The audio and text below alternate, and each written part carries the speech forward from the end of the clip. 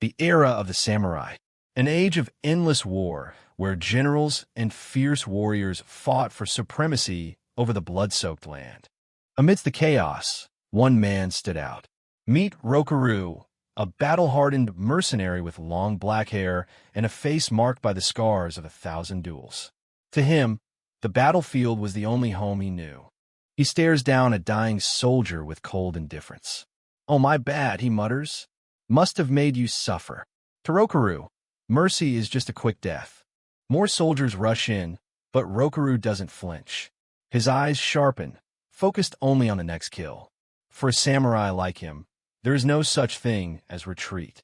He carves a path through the enemy ranks, his blades moving with lethal precision. He doesn't fight for a cause or a lord, only for the thrill of facing the strongest warriors. "I have captured the enemy commander," he shouts, his gaze locked onto the high-ranking officer on horseback. The real hunt begins now. Rokaru lunges forward, twin blades drawn. He commands his men to follow, his spirit igniting the fervor of the charge. He is a demon on the battlefield. "Out of my way," he bellows, cutting down anyone foolish enough to stand between him and his target. His movements are a blur of steel and blood. With a massive leap, he uses a fallen sword as a stepping stone. His eyes are fixed on the enemy general's head.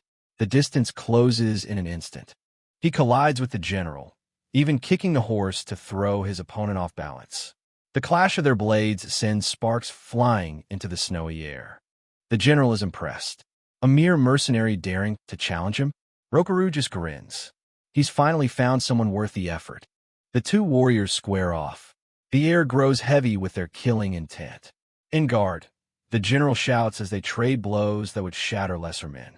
Steel grinds against steel. Neither side gives an inch, their strength perfectly matched in this dance of death. Rokaru takes a risky gamble, using his own armored arm to block the general's spear. It creates the tiny opening he was waiting for. The general thinks he has the upper hand, shouting that Rokaru's head is his.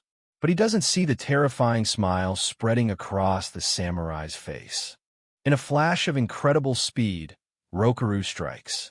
The general's blood splatters across the snow as his life is snuffed out in a single, devastating move. Rokaru sheathes his sword, looking back at the fallen general with a shred of respect. "That was a good duel," he says. "Farewell, unknown warrior." He stands exhausted, blood dripping from his many wounds. He's ready to take the general's head and claim his reward. But his battlefield instincts are screaming. Suddenly, a volley of arrows rains down on him. Rokaru is caught off guard, several shafts piercing his armor and flesh. It wasn't the enemy, it was his own side. The allied commander sneers from the distance. He wants the glory and the reward for himself, and he doesn't need a mercenary alive to share it. Rokaru spits out blood, his expression turning grim. Even with arrows sticking out of him, Rokaru charges one last time. He laughs like a madman. This is the life he chose, and this is the death he always expected. As the final arrow flies toward his eye, time seems to slow down. Rokaru closes his eyes, ready to embrace the end on the battlefield he loved. But death doesn't come. Instead, a mysterious magic circle glows beneath his feet. Rokaru looks down in confusion as the light begins to consume him. A blinding pillar of light erupts, and in an instant, Rokaru vanishes. Behind him, the treacherous archers stand frozen, staring at a patch of empty snow and wondering where their prize has gone. The chaos of war is suddenly replaced by an eerie, infinite silence. Rokaru opens his eyes to find himself in a vast white void. His scars remain, but the agony of his wounds has vanished, leaving him in a state of quiet disbelief as a new chapter of his existence begins. Sitting alone in an endless white void, Rokaru looks around in utter confusion. The battlefield is gone, the snow is gone, and he's left wondering, what is this? He looks down at his hands and feels his face. The scars are there, but his skin is tight and his muscles are bursting with energy. Where am I? More importantly, my body. It's younger, he exclaims, shocked by the sudden transformation back to his prime. A light footsteps echo in the void. A beautiful woman appears before him, her presence radiating power. "I simply restored your body to its prime," she says with a smile. "This is my gift to you." The woman introduces herself as Leela, the goddess who oversees the cycle of reincarnation. Rokaru barely pays her any attention, causing her to snap at him for his lack of respect. "Am I dead?" he asks bluntly, convinced that standing before a goddess must be some kind of mistake. Leela is taken aback by his rudeness, especially after she went through the trouble of a greeting. Rokaru remains unimpressed, asking again if he's dead, and noting that this encounter doesn't feel like the fate he expected. Rokaru turns away, stating that his fate was decided long before he was even born. Leela watches him, a bit annoyed that her beauty and divine status aren't having the usual effect on this stubborn samurai. "Huh, you catch on quickly," Leela says, bringing out a floating, glowing tablet. She begins to scroll through his records, her playful attitude returning. "Let's see." Leela's eyes widen as she reads. "The number of people you've killed is 1, 10, 100, 1,000. She tells him that normally he'd be guaranteed a trip to hell, but instead, she chose to summon him. Rokaru is confused. Summon to where? She explains the cosmic order, revealing that there are multiple goddesses, each managing their own world. She sits regally before a giant image of a planet, explaining that she too oversees a beautiful world. Leela points a finger directly at Rokaru.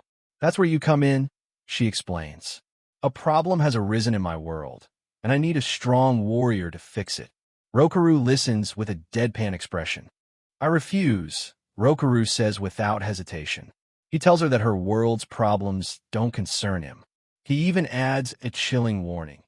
If she were a man, he would have torn her apart and fed her to the bears for interrupting his reason for living, the battlefield. Leela is frozen in terror. Rokaru calms down slightly, telling her he doesn't harm women or children, leaving Leela to freak out over his fed to the bears comment. But she's a clever goddess. She knows exactly how to hook a man like him. "Wait, you're interested in strong opponents, aren't you?" she asks with a sly grin. Leela leans in, her eyes sparkling with mischief as she baits him. She knows the one thing that will get Rokaru to agree is the promise of a good fight. "You must be interested in strong opponents, aren't you?" she asks, watching him stop in his tracks. She paints a picture of her world, a place filled with warriors he'd never meet in his old world. Humans who can cleave the earth with their swords, demonic creatures, and beasts that defy all understanding. Rokaru stands silently, his interest finally piqued.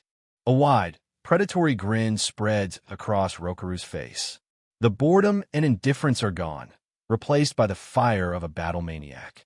"Why didn't you just say that first?" he asks, his spirit reinvigorated. Leela explains that monsters are multiplying abnormally, and she needs his skills to stop them. Rokaru is all in. "So I just need to kill these monsters? That's right up my alley," he says, already eager for the first fight. Leela begins the transfer ritual, her hands clasped in prayer. Rokaru is ready to go, but she gives him one last warning. "Once you go, there's no turning back. I won't be able to help you. Are you really okay with this?" Rokaru just scoffs at the idea of needing help. Rokaru looks at her with absolute confidence. He's lived his entire life on the edge of a blade. "No need to worry," he says. "Will you still accept?" she asks, looking at the fierce warrior she's about to unleash. As the light of the transfer begins to consume him, Rokaru leaves her with one final thought. "I've never expected anyone's help. The strong survive. The weak die. That's all there is to it." He disappears into the light, leaving a worried Leela behind. Leela watches the spot where he stood, her heart racing. "Yeah, you'll be fine," she whispers. But looking at the memory of his cold, ruthless eyes, a terrifying thought crosses her mind.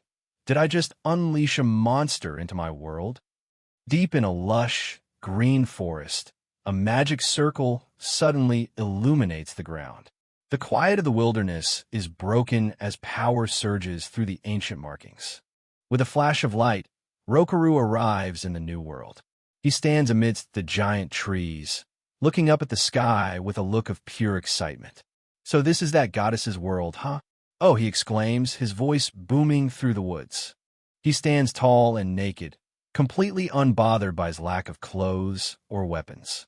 "Not bad at all. I like it," he says with a satisfied smirk.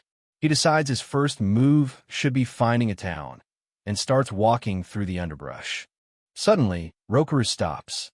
His sharp senses catch a familiar scent on the wind, the metallic tang of blood and the musk of wild beasts. "I smell blood, and something wild," he muses, a familiar, predatory grin creeping back onto his face. "Let's see what kind of welcome this world has for me."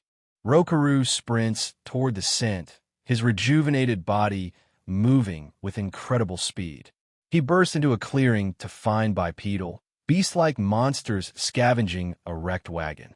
Seeing the strange, upright creatures, his battle lust mixes with genuine amusement. "So in Hong Kong, cave vat nai saw," he says, stepping out with a wild gleam in his eyes, ready to test his strength. Rokaru bursts out laughing as he faces his first opponents in this new world.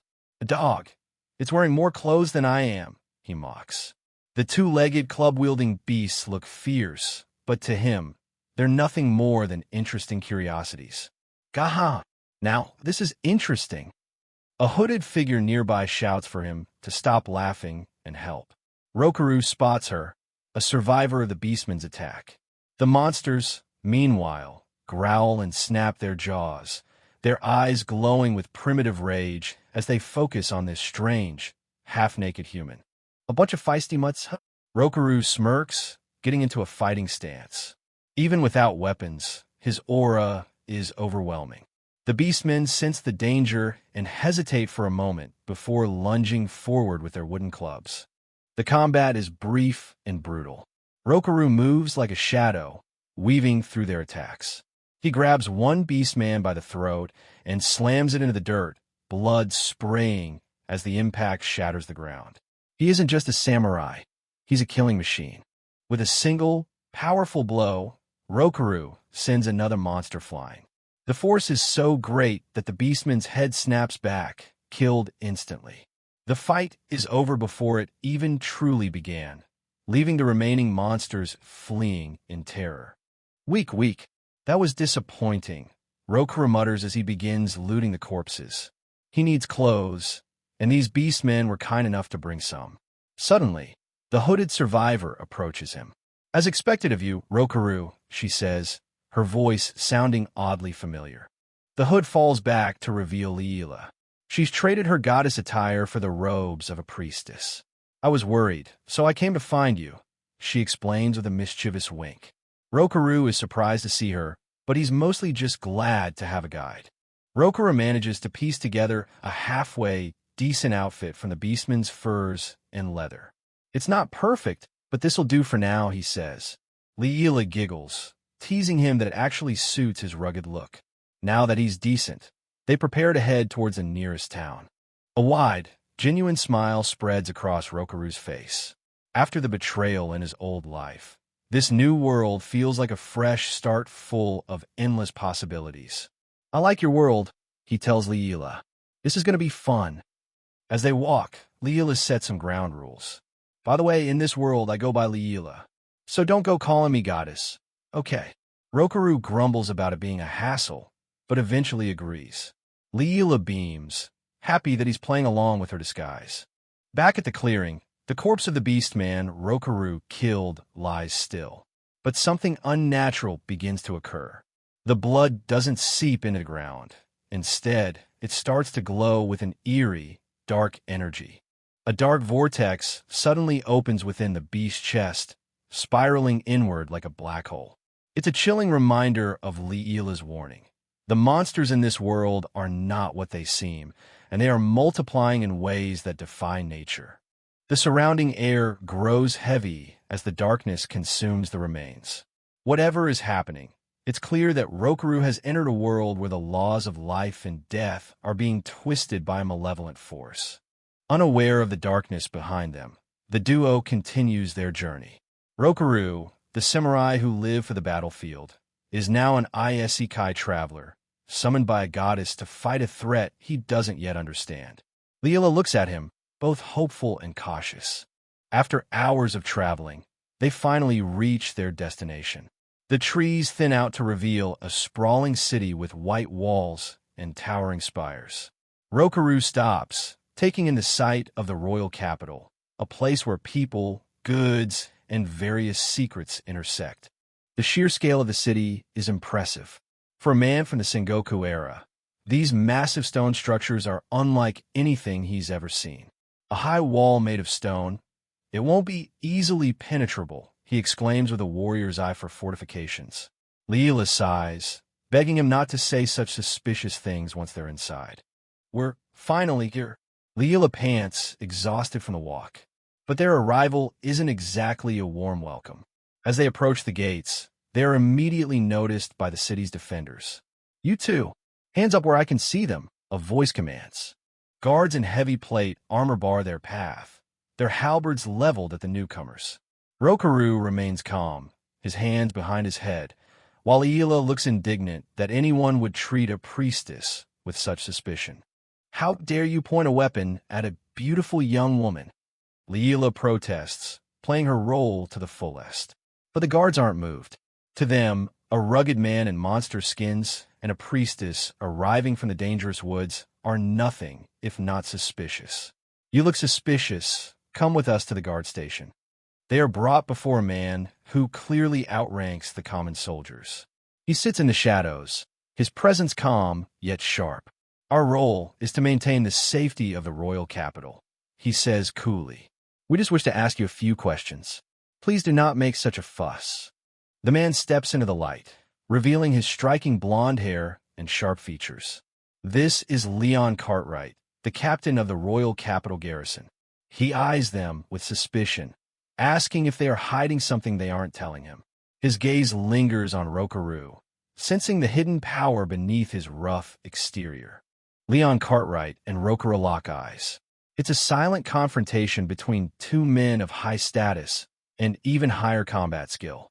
Leela watches nervously, hoping Rokaru doesn't say anything that will get them thrown into a dungeon before they even enter the city. Rokaru is surprisingly cooperative, but he makes his impatience clear. I want to see the royal capital right away.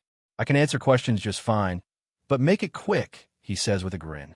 Leon Cartwright is taken aback by his boldness, but agrees to the arrangement. Certainly. Please, over here. Leon Cartwright leads Rokaru into a cramped, dusty room within the checkpoint, separated from Leela while the guards verify her identity. Leon offers a brief apology for the meager accommodations, but the samurai is unfazed, his eyes already gauging the man who sits before him. Leon Cartwright starts his official inquiry, noting that while Leela is a registered apprentice, Rokaru is a complete enigma. The samurai offers a half-truth, claiming to be from a faraway, closed-off land called Hinamoto. Leon carefully notes the unknown name, preparing to dig deeper into this stranger's history. Inside the interrogation room, Leon Cartwright probes into Rokaru's past.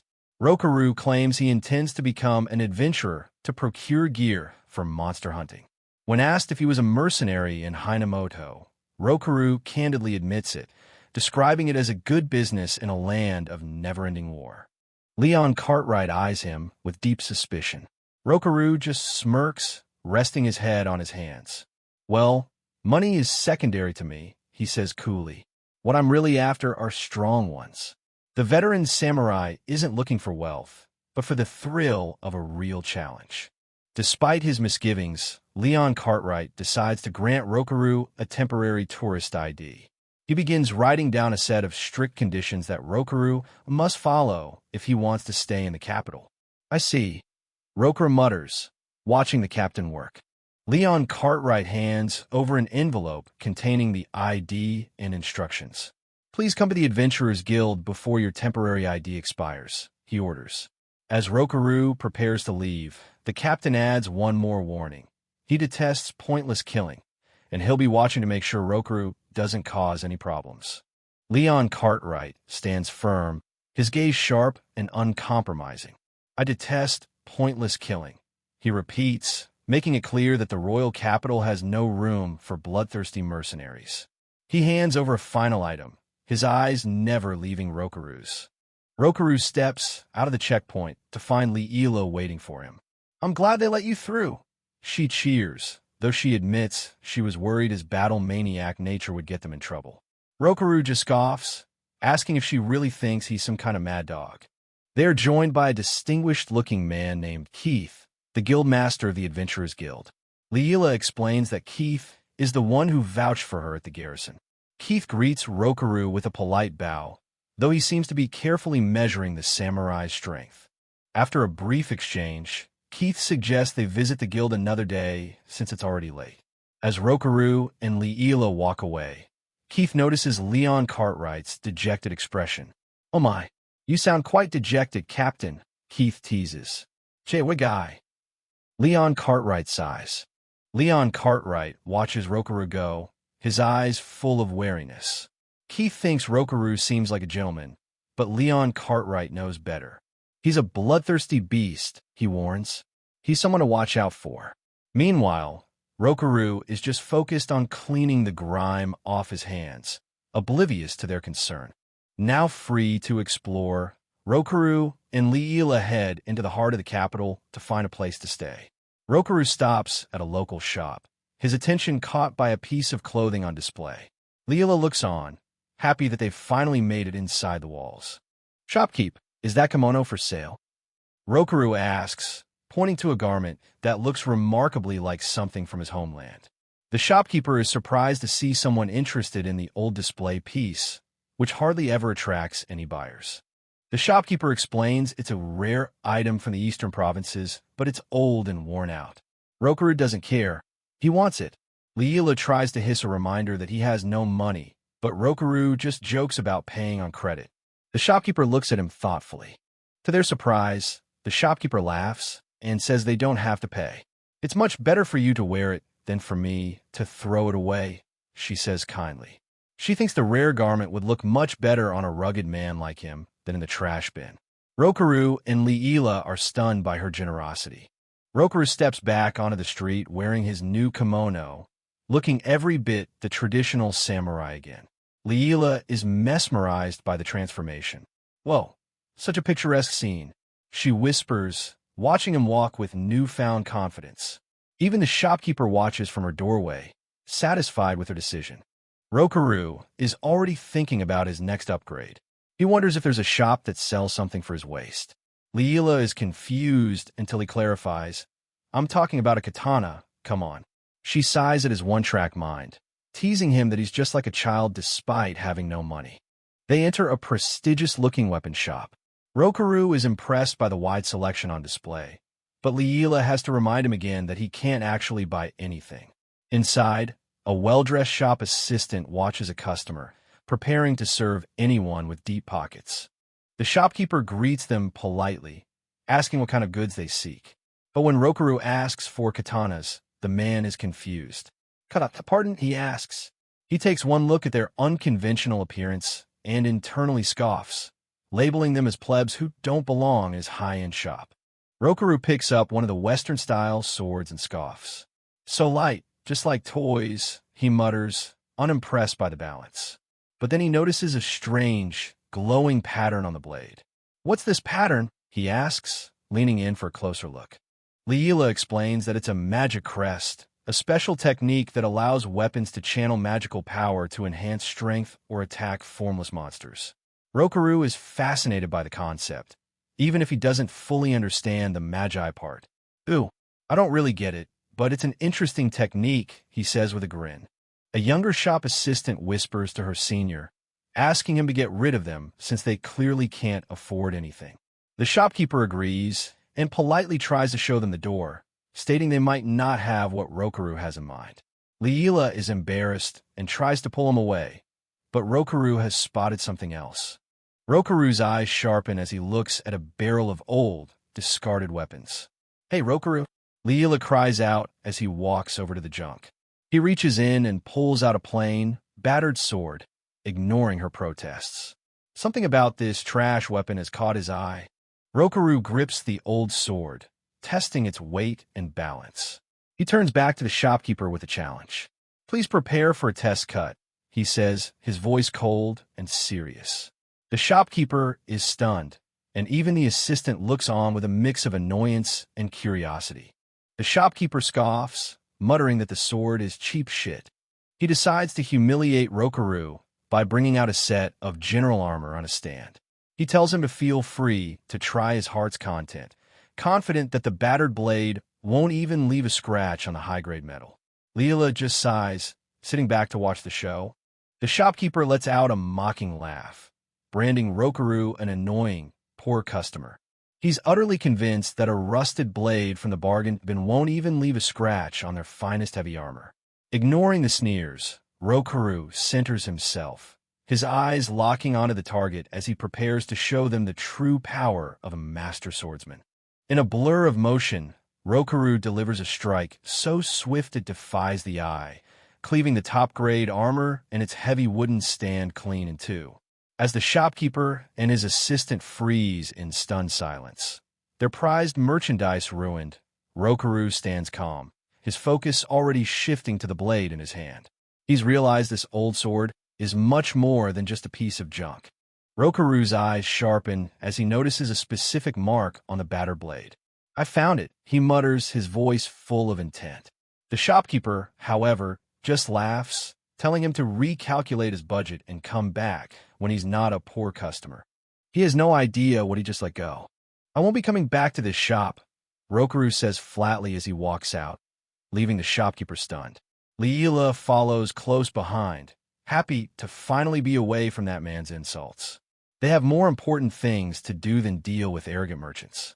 The shopkeeper and his assistant watch them leave, laughing about the plebs who didn't know their place. The assistant decides to take care of the junk sword Rokaru used, thinking it's just trash. Little do they know, the real surprise is waiting for them back at the testing area.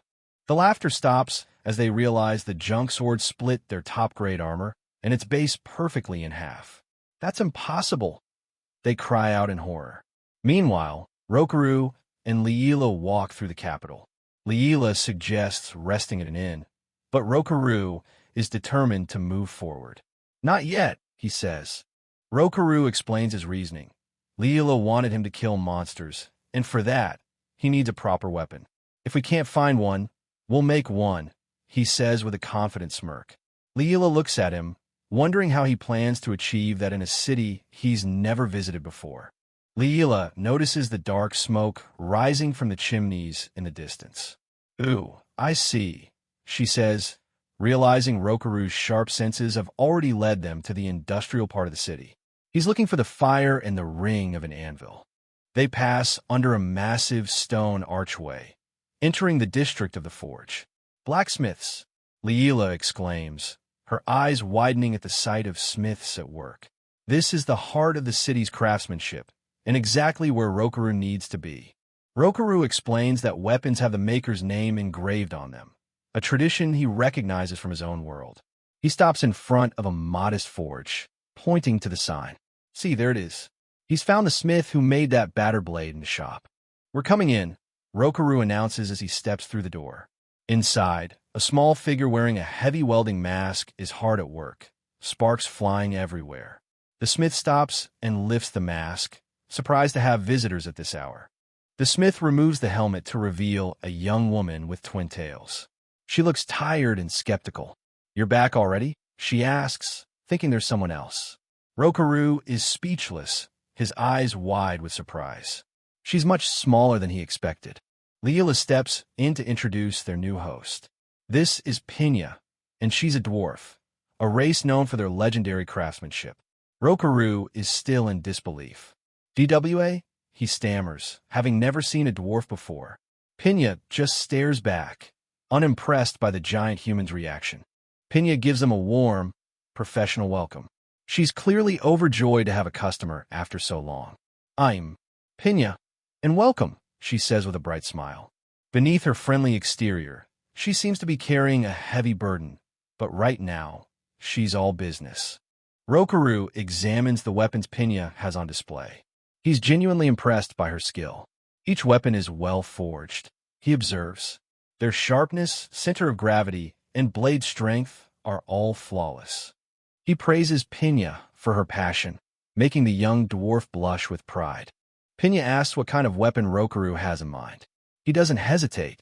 If possible, a single-edged sword with a curved blade. He says, describing a katana. Pinya listens intently, her eyes widening as she tries to visualize this foreign weapon she's never heard of before.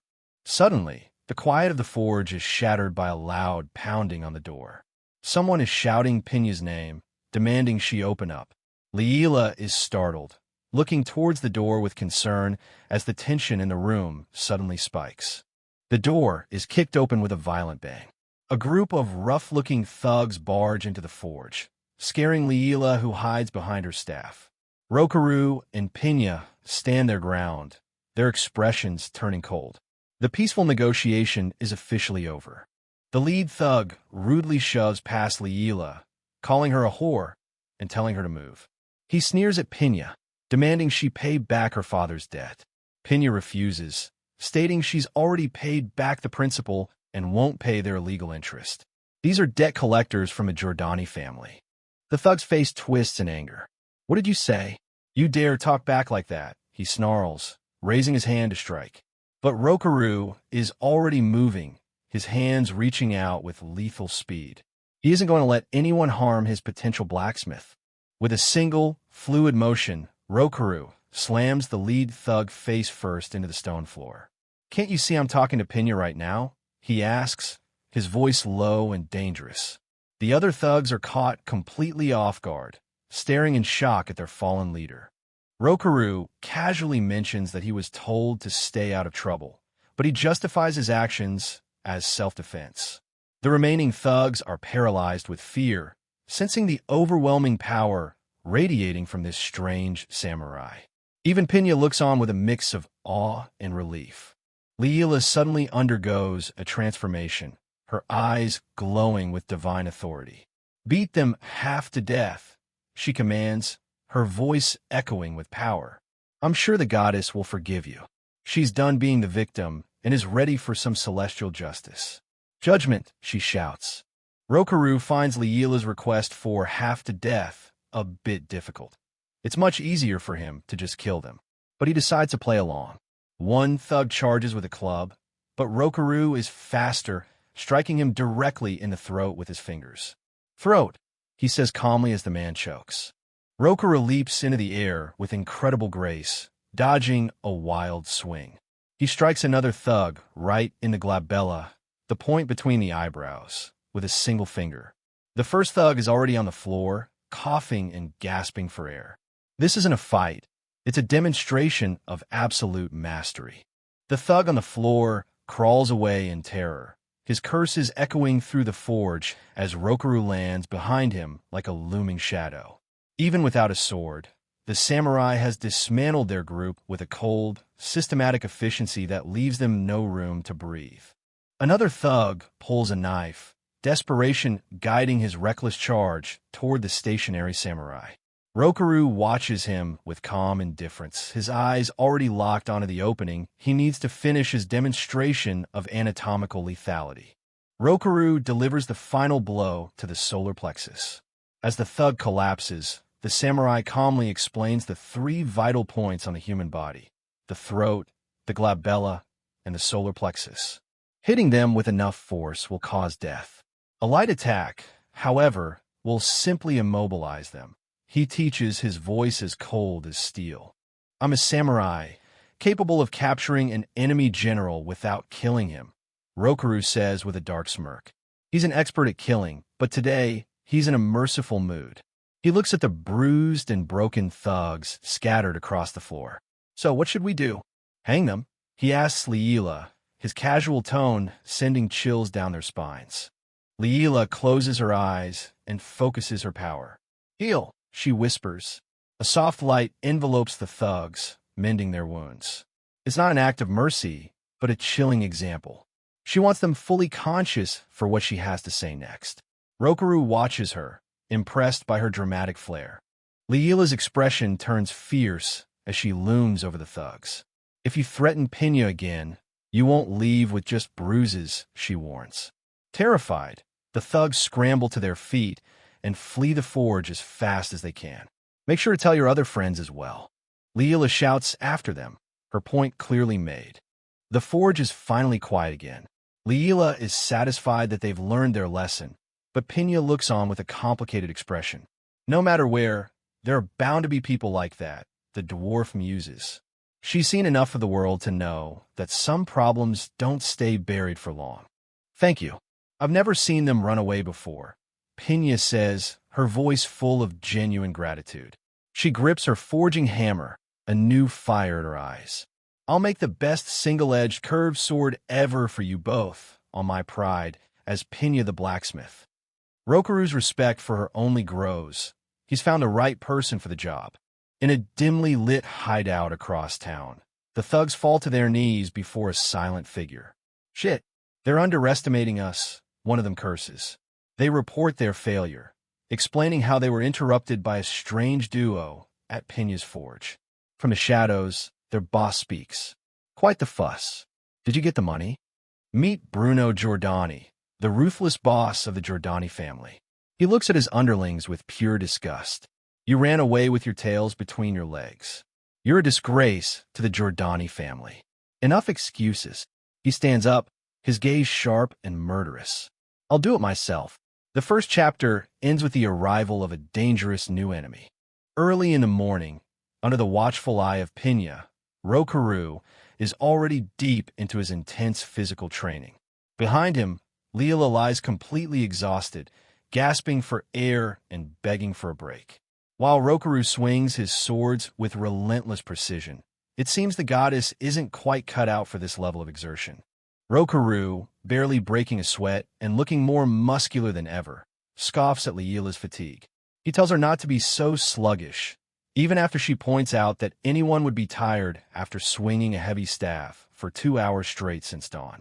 Turning his attention to Pina, he asks about the thugs they encountered the day before. Pina dismisses the thugs as mere lowlifes, calling themselves the Giordani family. She's more focused on the task at hand, crafting Rokuru's katana. She hands him a list of rare materials, telling him he needs to head into a dungeon to gather them if he wants a weapon worthy of a samurai. Their destination is the massive building in the heart of the city, marked by a large tusk-like sign above the entrance. This is the Adventurers Guild, the hub for anyone looking to make a living by slaying monsters. As they step inside, they are greeted by Giselle, a friendly receptionist with bunny ears and a cheerful smile. She directs them toward the reception desk, ready to help them start their journey as adventurers. The guild hall is buzzing with life, filled with adventurers of all types sharing stories and drinking. Rokuru and Leela approach the counter, impressed by the lively atmosphere. For Rokuru, this is the first step toward finding the materials he needs. Leela introduces Rokuru to Giselle, asking for his registration.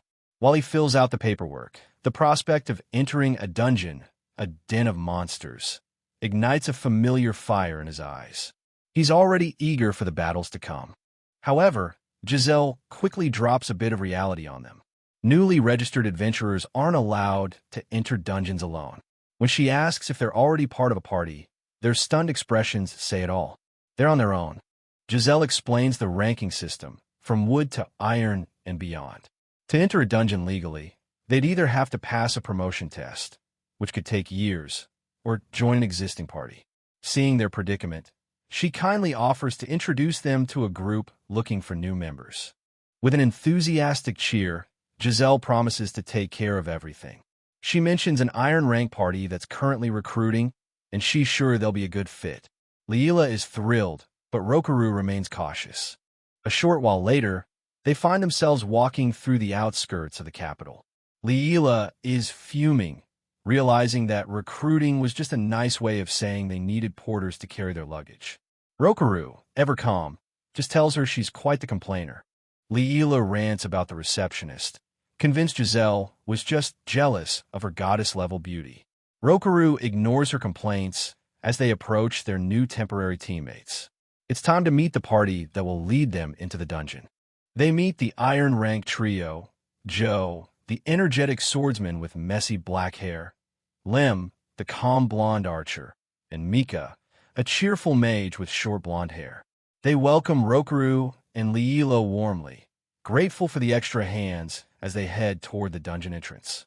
The group arrives at the forest dungeon on the outskirts of the royal capital. The dark, yawning entrance of the cave beckons, promising both danger and treasure. For Rokaru, it's finally time to get down to business. Joe, full of confidence, gives Rokaru a thumbs up.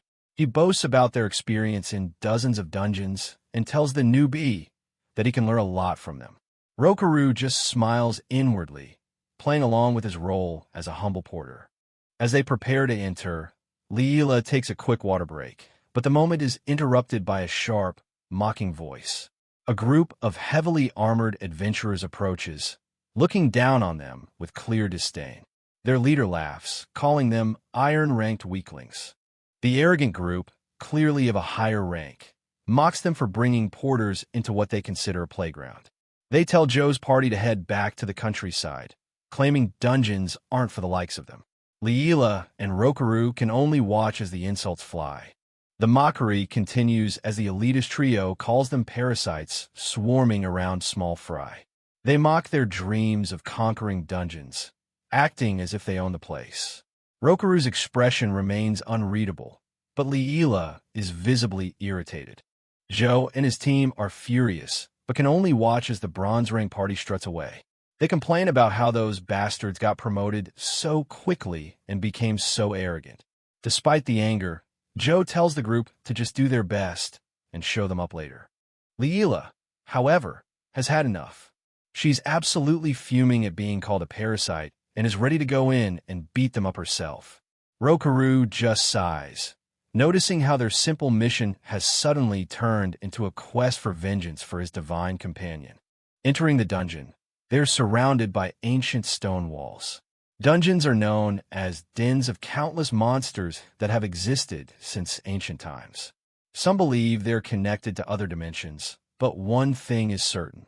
They're filled with valuable items and a mysterious core that constantly generates monsters. Every adventurer dives deeper with their own goals: adventure, fame, or treasure. The group moves cautiously through the winding tunnels, each focused on the challenges ahead. For Rokaru, it's just another battlefield. Joe excitedly asks about the location of the monsters, while Leela is more interested in finding treasure. The tension in the air is palpable, but the party is eager to prove themselves, especially after the insults they endured earlier. Just as Joe finishes his boast, the first enemies emerge from the shadows. Drawing his sword with a confident grin, he tells Rokaru and Leela to pay close attention.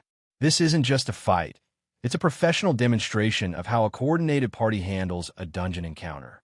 Blocking their path are two goblins, small but vicious creatures already snarling and preparing to lunge.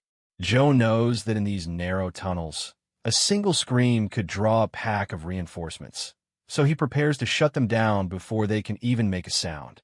Joe quickly assesses the situation, warning Mika that things will get messy if the goblins manage to call for reinforcements. Without hesitation, Mika unleashes her inhibition magic, Silence. With a hush falling over the dungeon, she ensures no screams or alarms will reach other enemies. The goblins are caught off guard, their throats working but making no sound in the magical silence. Seizing the opportunity, Joe calls out to Lem, and the two seasoned adventurers charge forward to engage their confused foes. Joe wastes no time, his blade carving through the air with a determined shout. He strikes down the first goblin, sending its helmet flying as he demonstrates the directness and efficiency of an iron-ranked swordsman. Lem keeps a watchful eye from the rear, drawing his bow string taut. He won't let a single enemy slip past on his watch, providing vital cover for Joe as he fights in the thick of it. In the background, a goblin lunges, but the archer is already tracking its movement. With a whistle of his arrow, Lem pins a goblin to the wall, perfectly supporting Joe's advance. Joe is thrilled by their seamless coordination, shouting for everyone to keep the momentum going as they clear the path ahead. Just as they finish with the goblins, a new threat emerges: horned rabbits. These small, aggressive monsters charge at the party with surprising speed, their single horns glinting in the dim light. Joe readies himself to flank them while Lim takes aim from a distance. The ceiling comes alive with large bats, but Mika is ready. She casts another layer of inhibition magic, ultrasound, disrupting the bats' flight and dropping them to the ground. As Joe's party expertly handles the situation, Rokaru and Leela observe from the sidelines, impressed by the smooth teamwork. Rokaru watches with a cold, analytical eye. He notes that understanding the ecology and behavior of monsters to create proper magical countermeasures is a logical strategy. Meanwhile, Joe is in high spirits, calling for everyone to start stripping off the valuable materials from their kills. Joe explains that since they are in a beginner to intermediate dungeon, the monsters on these upper floors are mostly small fry. He points toward a group of goblins ahead, looking oddly domestic with their chef hats and pots, and asks Rokaru if he wants to give fighting a try. Joe laughs, asking if Rokaru is sure he can handle it. He seems more than happy to let the newbie take a crack at the small fry while he takes a breather. Rokaru sets down his heavy pack, readying himself for action. Rokaru draws his blade with a cold confidence, promising to make it look easy in his own way. Mika watches with concern, wondering if he'll really be okay without magic. But Leela just smiles knowingly. She knows exactly what this samurai is capable of. As Rokaru casually walks toward the camp, Joe and Mika grow tense. They think he's being far too brazen, especially since he doesn't have magic to silence his approach. The goblins, distracted by their cooking, suddenly perk up, sensing an intruder. The goblins are alerted, reaching for their crude weapons with confused snarls. But before they can even process the threat, Rokaru moves.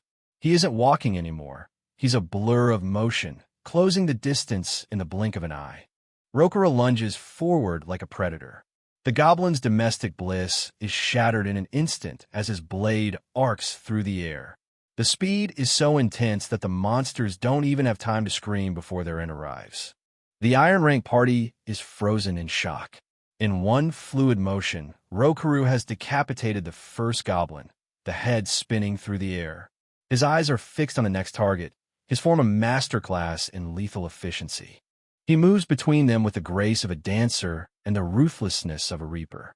Blades flash and blood sprays as Rokaru carves through the remaining goblins. It isn't a fight. It's a slaughter conducted with a cold, silent precision that leaves the onlookers breathless. Another head flies, and another goblin falls. Rokaru stands calm amidst the carnage, his blade ready as he looks up toward the bats and rabbits joining the fray. The small fry are being systematically erased by a skill they can't even comprehend. As bats dive from the shadows, Rokaru moves with uncanny reflexes. He doesn't just kill them. He snatches a mana stone midair, his movements so fast they are barely visible to the naked eye. He's already calculating his next strike. With a faint smirk, Rokaru tosses the mana stone as horned rabbits charge him from behind. In the background, bats and rabbits lie defeated, yet he's already focused on the new wave of attackers, jumping high into the air to meet them head-on.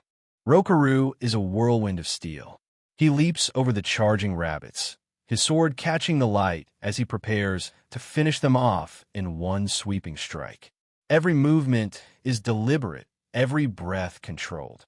This is the art of the samurai in its purest form. Mid-air and spinning, Rokaru slices through the horned rabbits with a single, devastating arc. They never stood a chance. As he lands gracefully, the air is filled with the sound of falling carcasses and the stunned silence of his companions. Joe, Lim, and Mika are speechless, their minds unable to process the movements they just witnessed. Joe can barely stammer out a question, wondering if this man is truly just an apprentice. Leela, on the other hand, is beaming with pride, her expectations once again surpassed by her chosen warrior. But the celebration is cut short as the ground begins to tremble. A massive, jagged figure of stone and metal looms over Rokaru. He looks back, unsurprised, as the air turns cold with the presence of a far greater threat. Joe and his party can only scream in horror at what has appeared. Rokaru doesn't hesitate for a second. While the others are paralyzed by fear, he leaps high into the air, launching a direct assault on the towering giant. He isn't intimidated by its size or its stone skin. To him, it's just another enemy to be dismantled. Standing before them is an iron golem, a massive construct that shouldn't even be found on this floor. Its single glowing eye fixates on the party, its rocky fists ready to crush anything in its path. As the behemoth readies its strike, the sheer impossibility of the situation begins to dawn on Joe and his team. Panic sets in for Joe's party as they realize they're facing an iron golem, a monster that's supposed to stay on the much tougher middle floors. Joe yells for Rokaru to bail, knowing they need to be at least bronze-ranked to even stand a chance. But Rokaru, his eyes fixed on the target, doesn't look like he's going anywhere. Ignoring the warnings, Rokaru lunges forward. Mika screams for him to stop, explaining that physical attacks are almost completely ineffective against the stone-hard skin of an iron golem. To her, it looks like a suicidal charge, but the samurai seems to have a different plan. Rokaru strikes, his blade making a sharp clanging sound against the golem's rocky hide. He smirks, noting that it's almost ineffective, not completely. He's already found the tiny cracks and weak points in the construct's defense, proving that no armor is impenetrable to a master swordsman. With a series of blindingly fast slashes, Rokaru begins to dismantle the golem. He doesn't just swing blindly. He targets the joints and internal connections, sending stone shards flying. The massive creature is being systematically broken down by a man with a simple blade. While Mika and the others watch in absolute disbelief, Leela cheers Rokaru on with a huge, carefree smile. She's the only one who isn't surprised to see him standing atop the crumbling giant. For the samurai, this wasn't a struggle. It was just another obstacle to be cleared. In a final, decisive strike, Rokaru shatters the iron golem. The once towering threat collapses into a heap of rubble and valuable ore. The Iron Rank party can only stand there with their mouths agape, their minds struggling to comprehend the overwhelming power of the man they thought was just a porter. After the dust settles, Joe is ecstatic, his arms full of high-quality iron golem materials. He's already dreaming of the new equipment he can get with such a huge haul, even thinking about challenging the area boss once he's fully geared up.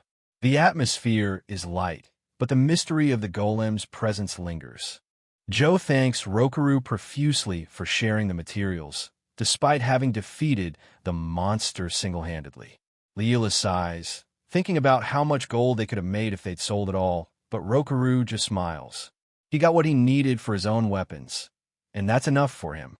With the strongest porter in history on their side, Joe suggests they go a little deeper into the dungeon today. Rokaru agrees, knowing that the further they go, the stronger the monsters will become. He's looking for a real challenge, and the middle floors might just provide it.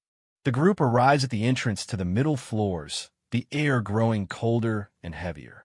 Rokaru's blood is pumping as he thinks about facing ogres or giant snakes. Joe is confident that their luck is turning around, but they have no idea what's waiting for them in the dark. As they step into the next area, they stop dead in their tracks.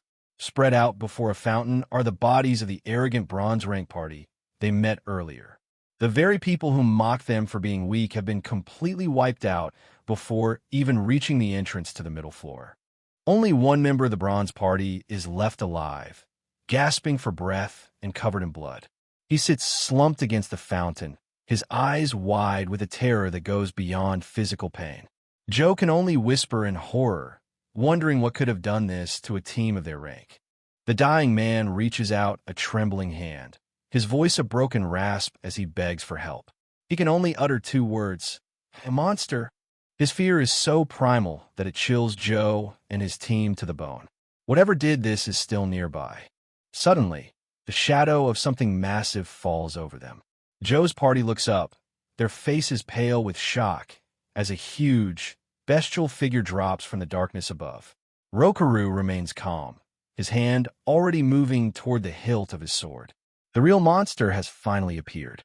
With a thunderous crash, a giant creature lands directly on the injured bronze rank adventurer, crushing him instantly. Joe screams for everyone to prepare themselves as the beast reveals itself. It's a massive, white-furred predator, its eyes glowing with a malicious intelligence. The party is in disbelief. No one can believe that such a massive creature is just a kobold. Its size and presence are far beyond anything they've ever heard of. As the dust settles, the monster lets out a low, guttural growl that vibrates through the entire chamber. The giant kobold looms over its latest victim, its maw dripping with blood. The sight is so gruesome that Joe's party is paralyzed with fear. They realize that this creature has been hunting and killing other monsters as well as adventurers, completely disrupting the natural order of the dungeon. Amidst the horror, Rokaru steps forward with a chilling grin. He tells the rest of the party to stand back, claiming the beast as his own prey. While the others see a nightmare, the samurai only sees the first opponent worthy of his blade since arriving in this world. Rokaru is absolutely thrilled, his eyes shining with the excitement of battle. He laughs, saying he can finally have a little fun. The contrast between his joyful anticipation and the carnage around him is unsettling, to say the least. This is what he was born for. The samurai and the giant kobold face off in the dim light of the dungeon. Rokaru draws his blade, his stance relaxed but ready. He's already measuring the beast, looking for the opening that will allow him to taste the fun he's been craving. Mika and the others are terrified, watching as Rokaru prepares to fight the monster alone. In the background lies the carcass of an ogre, the middle floor area boss, proving that this abnormal kobold has already defeated enemies far stronger than itself. A normal monster wouldn't even stand a chance. Leela points out that this is no ordinary monster. It's against the laws of nature for monsters to hunt each other like this. Rokaru, however, notices something even more shocking. The wound on the kobold's right eye is identical to the one he gave to a creature back on the road to the capital. It's almost as if it's come back from the dead. The realization that this might be the same monster he already killed sends a shiver through even Leela. She looks at the beast with a new sense of dread, wondering what kind of dark power could have brought it back and made it so much stronger. The mystery of the black mist is starting to reveal its horrific consequences. With a thunderous crash, the abnormal kobold slams its fist into the ground, sending a shockwave that nearly unbalances Joe and his team. The raw power of the beast is a clear sign that the situation has escalated beyond anything they can handle. As the air itself seems to vibrate with malice, the countdown to a lethal showdown has begun. Rokaru orders the party to retreat immediately, bluntly telling them they'll only be a hindrance to his fun. While Joe and the others are paralyzed by the monster's aura, unsure whether to flee or fight, Leela remains fixed on the spot, her eyes reflecting the gravity of the looming confrontation. While Joe and Lem hesitate, Leela takes charge. She tells them to go back and treat the injured in a safe place, firmly stating that she's not leaving. She's determined to see this fight through to the end, her eyes reflecting a mix of concern and unwavering resolve. Rokaru stands before the massive abnormal kobold, his presence cold and unyielding. The beast looms over him, a mountain of muscle and malice, but the samurai doesn't even flinch. He's already begun to read the flow of the battle, his mind calculating the beast's every possible move. Rokaru shoots a smirk toward Leela, teasingly saying he's surprised she wasn't the first one to run away. She snaps back with an indignant huff, reminding him that she's still a goddess. Despite the banter, the weight of the situation is clear as the others finally make their retreat. With a sharp glint in his eyes, Rokaru tells Leela to just watch from the sidelines. He repeats his claim that the monster is his prey alone. With those words, he drops into a low crouch and dashes forward, his speed creating a blur that even the beast struggles to follow. The kobold lets out a deafening roar, its massive jaws snapping at the air as Rokaru closes the distance. The samurai leaps high, his movements as fluid as water, narrowly avoiding a crushing blow as he begins his own relentless assault. This is the start of a dance of death. The beast swings a massive arm, but Rokaru is already gone, appearing on the monster's shoulder in the blink of an eye. He strikes down, but the kobold is fast, reacting with a surprising agility that nearly catches the samurai off guard. The clash of steel against fur and muscle echoes through the chamber. Rokaru lands gracefully, but notices something troubling. He looks at his blade and sees it starting to chip from the sheer density of the monster's hide. Even with his skill, the physical limitations of his current weapon are starting to show. This isn't going to be a simple kill. Leela watches with wide eyes, her breath hitching as the kobold lunges again. She screams for Rokaru to move, her concern for him overriding her divine composure. The monster is relentless, its strikes creating craters in the stone floor where the samurai stood just moments before. Rokaru ducks low, sliding across the ground to avoid a wide sweep from the kobold's claws. He's already planning his next move, his eyes fixed on the creature's core. Despite the danger, a thrill of excitement courses through him. This is the fun he's been waiting for. Leela notes that Rokaru won't lose when it comes to speed, but she's worried because his attacks don't seem to have any lasting effect on the beast. Rokaru, mid-fight, acknowledges this with a grim hum, noticing how the monster's unnatural resilience is making it a much tougher nut to crack than anything he's faced before.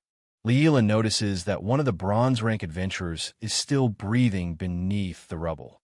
She realizes that Rokaru's initial attack might have been a distraction to draw the monster's attention away, giving her a chance to safely help the injured. It's a rare moment of tactical cooperation, even if unspoken. When Leela asks if he drew the monster away on purpose, Rokaru bluntly denies it. He says he only let them rescue the injured and run because they were in his way. He's focused entirely on the fight, his desire for combat overshadowing any traditional heroics. Leela can only smile ruefully at his honesty. The samurai and the beast continue their frantic chase through the hall. Rokaru is a blur of motion, while the kobold is a force of pure destruction.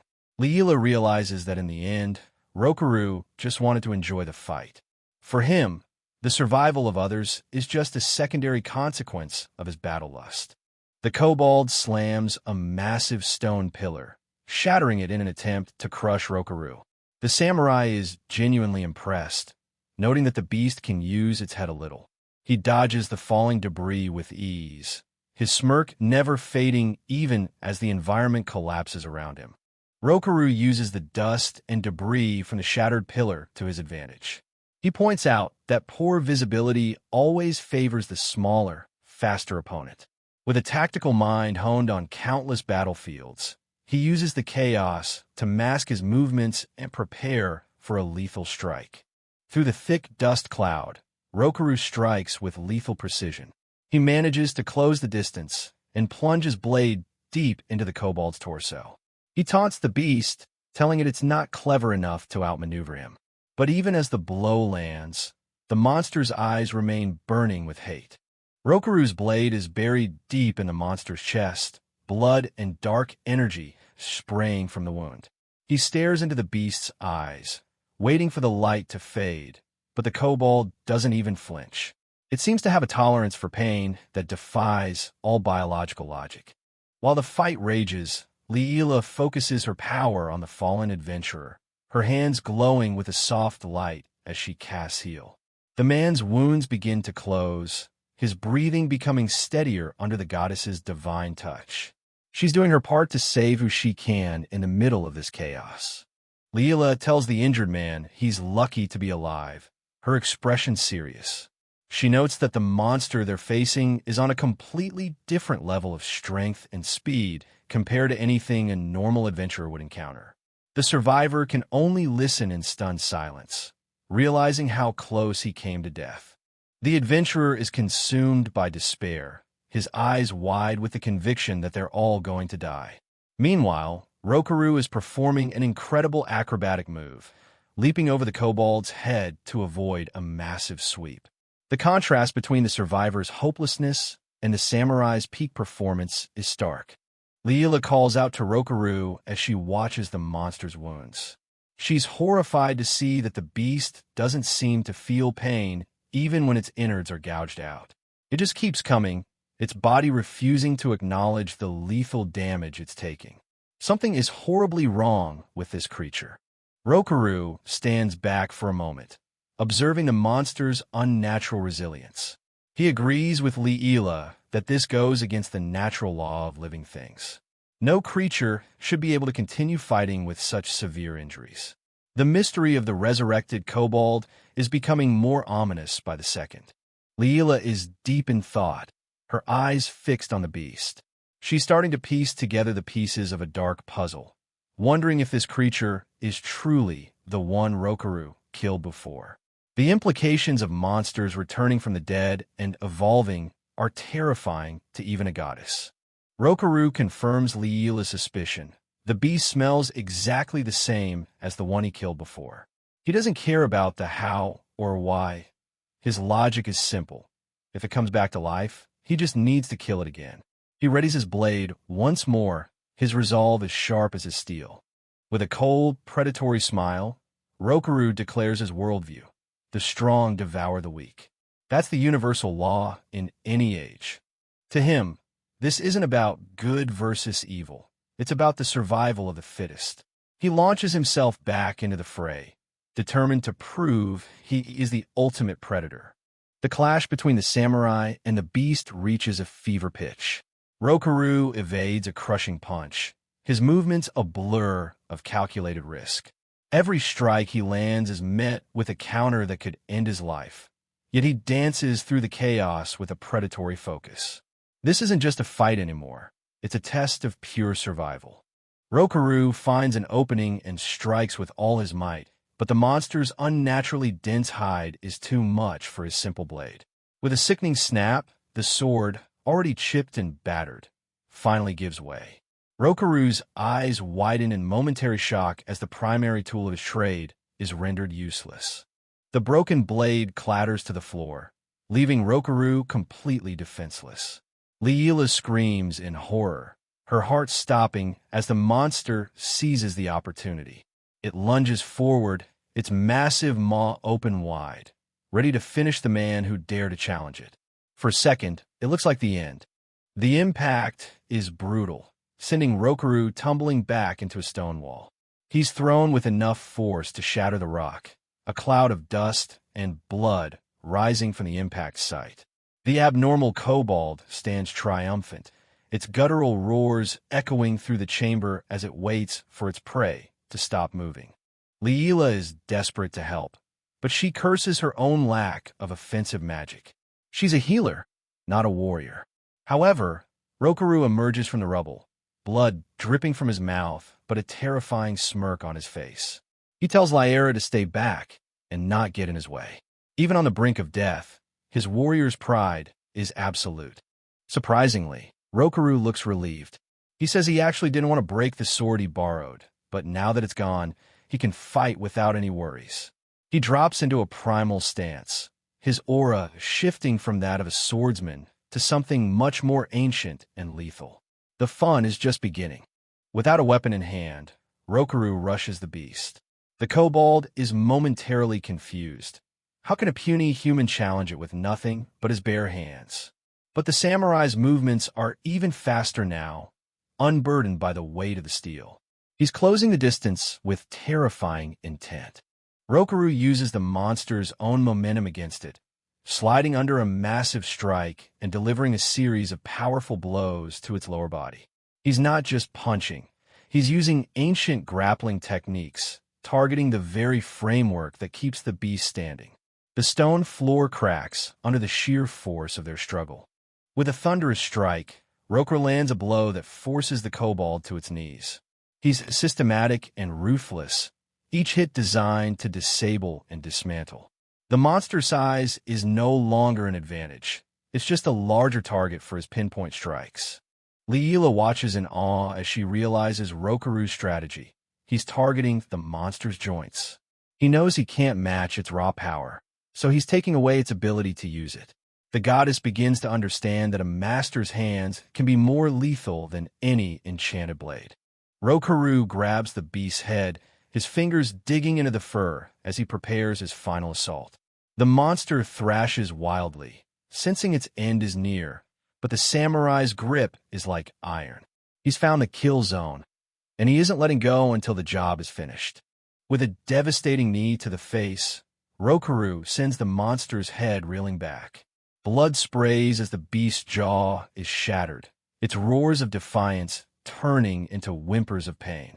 The tide has completely turned, and the hunter has become the helpless prey. The beast collapses, its body broken and bleeding. Rokaru stands over it, looking down with a mix of pity and cold satisfaction. He calls it a pitiful dog, his voice devoid of any warmth. He's won, but he's already thinking about the next battle. Fighting is painful, he admits, but it's that very pain that defines him. In his mind, Rokaru reflects on the nature of battle. If there is no death, no life, and no pain, then who are we fighting for? He believes that pain is what reminds us of our fear of death and our desperate thirst for life. It is the very reason he continues to step onto the battlefield time and time again.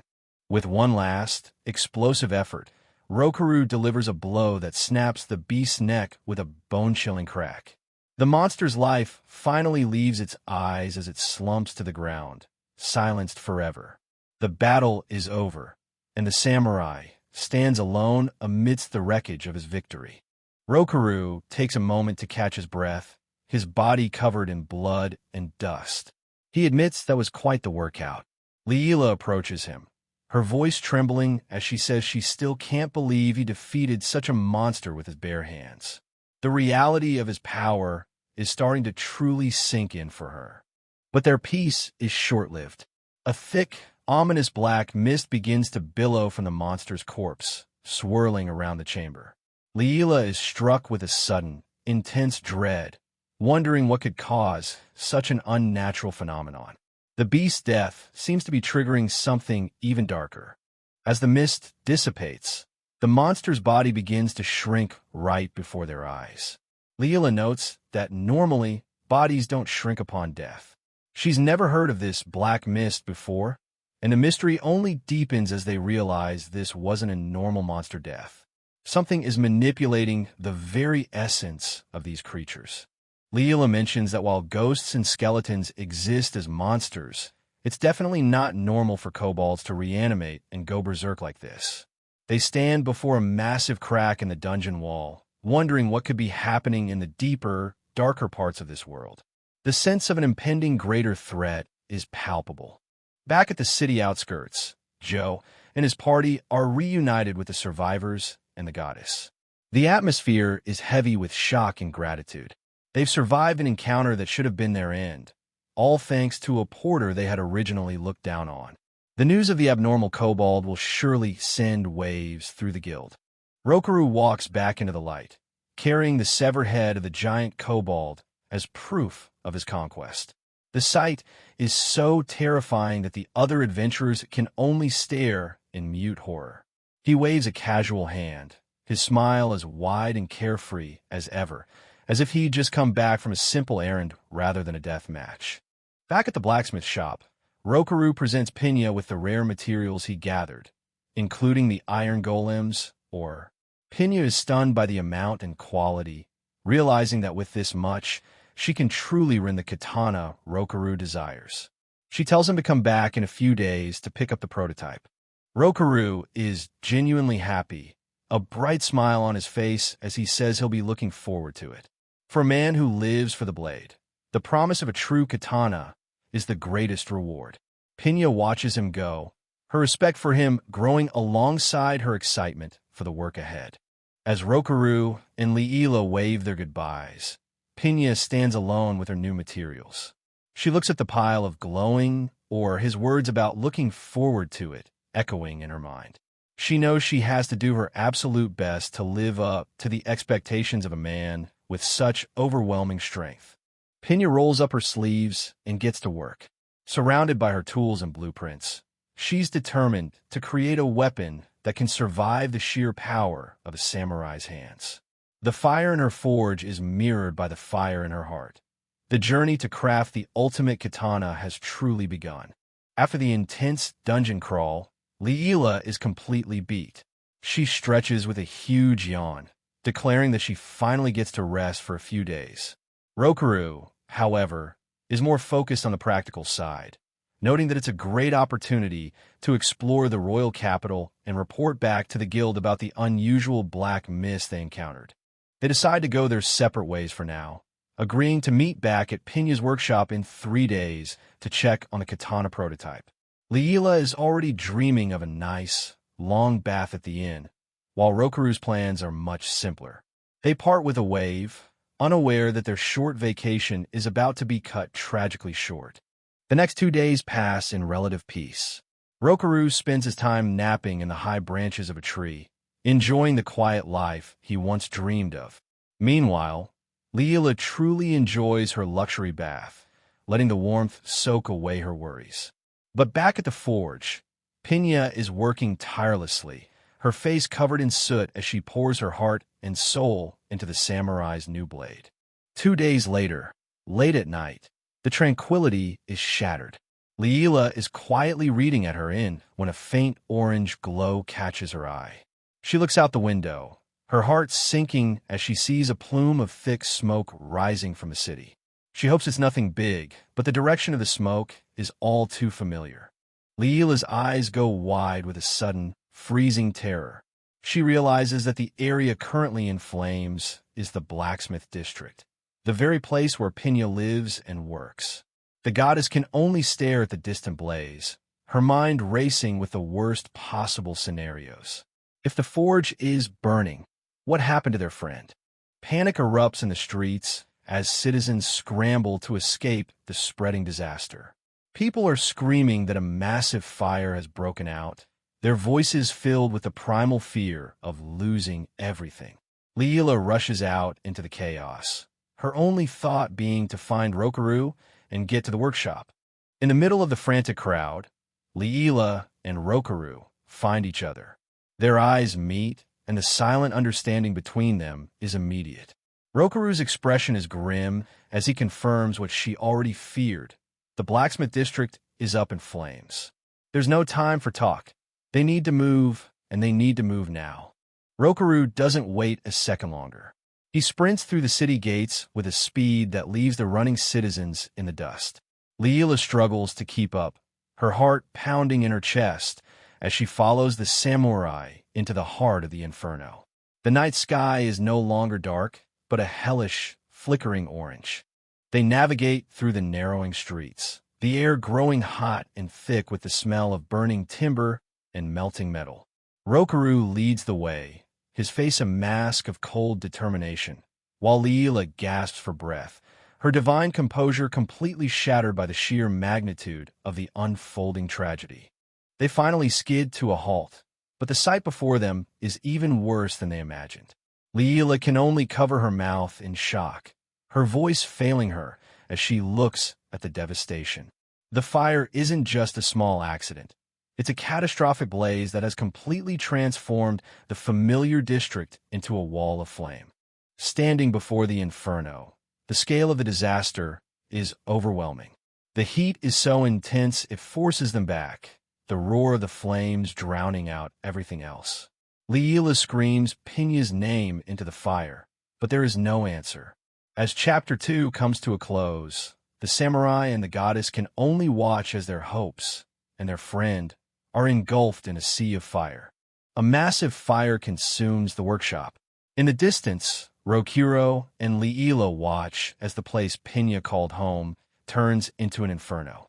Leon Cartwright, the captain of the garrison, arrives on the scene. He shouts commands to his men, desperate to find survivors and stop the blaze from spreading. Chaos erupts as everyone fights the fire. Rokuro doesn't hesitate.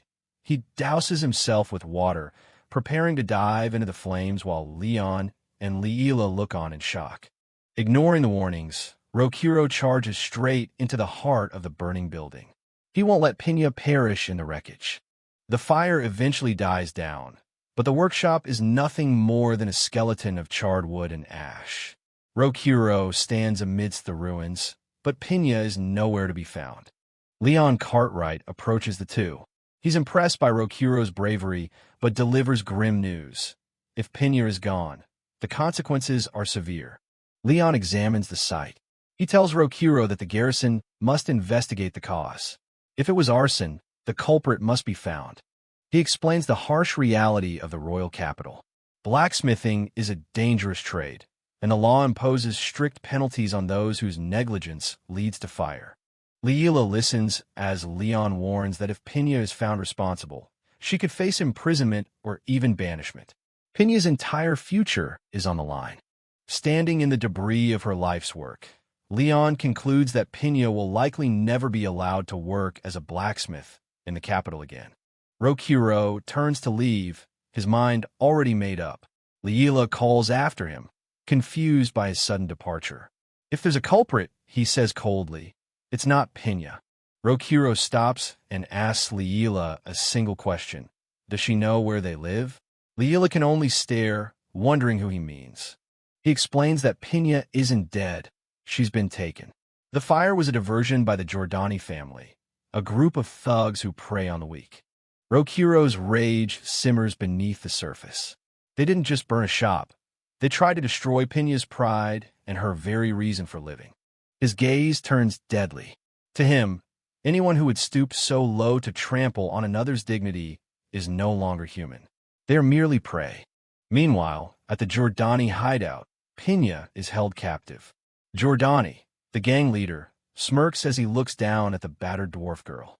He taunts her, telling her this is the price for opposing his family. Pinya is broken and bleeding, but her spirit hasn't faded. Giordani watches with sadistic pleasure. He wants to hear her scream, to see her beg for mercy, but Pinya remains silent, glaring back at her tormentor. One of the thugs kicks her, mocking her heritage. Giordani remains indifferent, bored by the easy cruelty of his underlings. Pinya's hand reaches for a cloth-wrapped bundle on the floor. The unfinished blade she was run for Rokuro. It's the only thing she has left. Giordani steps in, demanding she let go. Pinya screams in protest, clutching the sword as if it were her very life. She knows he's coming. She knows the man she forged this blade for won't leave her behind. That belief is her only shield. Giordani stares at the wrapped katana, his expression unreadable as he prepares to take it from her. With the last of her strength, Pinya lunges forward, her kick catching Giordani by surprise in a final, desperate act of defiance. The response is instant and merciless. Giordani strikes her down, sending her sprawling across the wooden planks. As she spits blood, the villain towers over her, ready to break her spirit once and for all. Giordani grabs Pinya by the hair, his voice dripping with malice as he threatens to sell her into slavery. Pinya lies on the floor, blood staining her lips, as he cruelly declares that she is nothing more than his property now. The gang leader looks down at the broken girl, his expression chillingly calm. He wants her to understand the hopelessness of her situation, surrounded by thugs who view her life as worthless. The thugs lean in with wicked grins, relishing the chance to torment someone smaller and weaker. One brute hefts a heavy wooden club, ready to follow his boss's orders to inflict more pain. As the thug raises the club over his head, sneering about the beating he's about to deliver, Pinya braces herself. She refuses to give them the satisfaction of begging, even as the blow begins its descent. But the strike never lands. Suddenly, a hand reaches out and catches the thug by the face, halting his momentum with a strength that defies the man's size. Confusion turns to terror in his eyes as he realizes someone else has joined the fray. With a single, fluid motion, Rokuro slams the thug's head into the floorboards with bone-crushing force. The sound of wood splintering echoes through the room as the other gang members watch their comrade collapse in an instant. Rokuro and Leela stand tall at the entrance, their presence bringing a sudden, freezing tension to the room. Leela points a finger at the thugs, demanding they surrender and release Pinya, who looks up with tears of relief in her eyes. The initial shock of the thugs turns to recognition. They've seen these two before. Giordani, narrowing his eyes, orders his men to take care of the intruders, thinking his numbers will easily overwhelm them. Rokuro doesn't even draw a weapon as the thugs charge. He calmly tells Leela to protect Pinya, trusting her to handle the non-combat role while he prepares to dismantle the gang barehanded. The battle is swift and one-sided. Rokuro moves like a whirlwind, parrying blade strikes with his palms and delivering devastating counterattacks that send thugs flying into furniture and walls. His skill isn't just fighting, it's high-speed demolition. In seconds, the floor is littered with groaning men. Rokuro stands in the middle of the carnage, his voice cold and flat as he announces he will keep exactly one of them alive. The survivor will serve as a witness to testify that the Giordani family set fire to the blacksmith shop. Giordani watches his men's defeat with a growing sense of unease as Rokuro's cold gaze fixes on him. While Rokuro maintains his distance, Leela comforts the battered Pinya. She mentions how Rokuro seemed unusually emotional when he realized they had trampled on Pinya's pride. Pinya watches him, seeing the weight of his resolve. Pinya looks at the samurai who came to her rescue, her own resolve hardening despite her injuries. She knows why he's here and what he needs to finish this fight. With a fierce shout, Pinya tells Rokuro to use it well as she offers him the katana she guarded so desperately. Rokuro turns, a grim, predatory smile playing on his lips. He's ready to show them the true meaning of a samurai's wrath.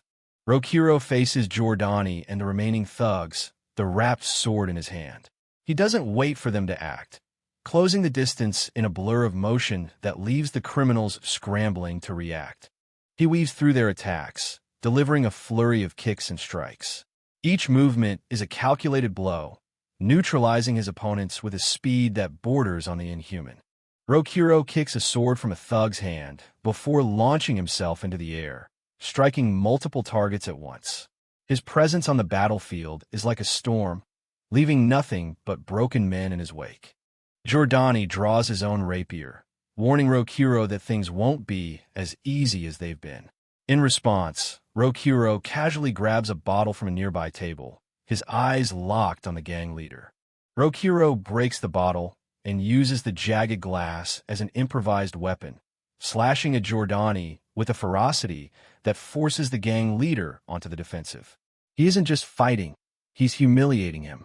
The samurai is everywhere at once, using the environment and his own speed to keep Giordani off balance. Every strike from Giordani is parried or dodged with contemptuous ease. Giordani tries a desperate lunge, but Rokuro simply parries the blade with the wrapped sword and prepares his own counterattack. The gang leader realizes too late that he's completely outmatched. With a powerful kick to the face, Rokuro sends Giordani reeling. The brute strength and precision of the strike draw a pained cry, shattering whatever remained of the leader's confidence. Standing tall atop the table, Rokuro looks down at the humiliated gang leader. As his hand finds the hilt, he warns Giordani that his downfall won't come from a mere wanderer's blade, but from the very thing he tried to destroy. With a sharp metallic ring, he draws the katana, declaring it to be the pride of Pinya. His eyes are cold as the steel he holds, the air thickening with a lethal intent that heralds the coming strike. Pinya shouts her support as Rokuro lunges toward Giordani. Her trust in the samurai is absolute, and she watches with bated breath as he prepares to deliver the final blow. Rokuro's focus is razor-sharp. His eyes settle on his target with a cold, unwavering intensity, his body coiling like a spring as he prepares to unleash his true strength. In a flash of light and phantom cherry blossoms, Rokuro executes his first style, Gale Tempest. It's a move of pure, concentrated speed, a whirlwind of steel that cuts through the air before Giordani can even blink. The strike connects with devastating precision. Giordani is sent reeling as blood sprays from a deep gash across his chest, the weight of Pinya's pride behind every inch of the blade. Pinya and Leela are overjoyed, thinking the battle is won. Rokuro begins to sheath his katana, but his posture remains tense. He can sense that the fight isn't over yet. Giordani refuses to stay down. As he begins to mutter dark threats, his body begins a grotesque transformation. Dark energy swells in his eyes, and Rokuro immediately pushes Pinya and Leela back, sensing the danger. The man has become a monster. Giordani transforms into a hulking beast of pure muscle and malice. The wound on his chest, now nothing more than a minor annoyance. He grins at the samurai, eager for a second round. The beast lunges with a punch that carries enough force to shatter stone. It's no longer a fight between men. It's a battle against a creature that has abandoned its humanity. Rokuro avoids the blow by a hair's breadth.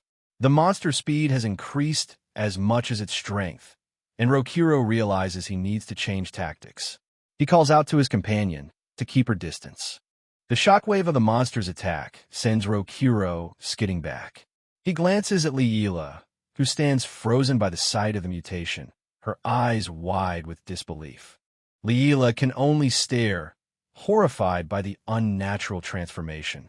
The divine presence she usually carries is momentarily eclipsed by the raw, abyssal nature of what Giordani has become. Rokuro's voice snaps her out of her trance. He tells her there's no time for fear. They need to contain this before it gets worse. He orders her to take Pinya and seal the exit. Leela nods, her resolve returning. She leads Pinya toward the door, while Rokuro stays behind to keep the monster occupied. He won't let anyone else be caught in the crossfire. As Leela and Pinya step outside, Leela raises her staff and calls upon the earth. A massive barrier erupts from the ground, sealing the entrance to the hideout. Pinya stands back, watching the goddess work. The earth wall rises, cutting off the battlefield from the outside world. Leela watches with a grim expression, her power channeled into the thick stone barrier. There's no escape for those left inside. Looking at the transformation, Leela realizes this is no coincidence. It's the same unnatural reanimation they saw with the kobolds, wounded enemies coming back stronger through some dark means. She can feel a sinister pattern beginning to emerge.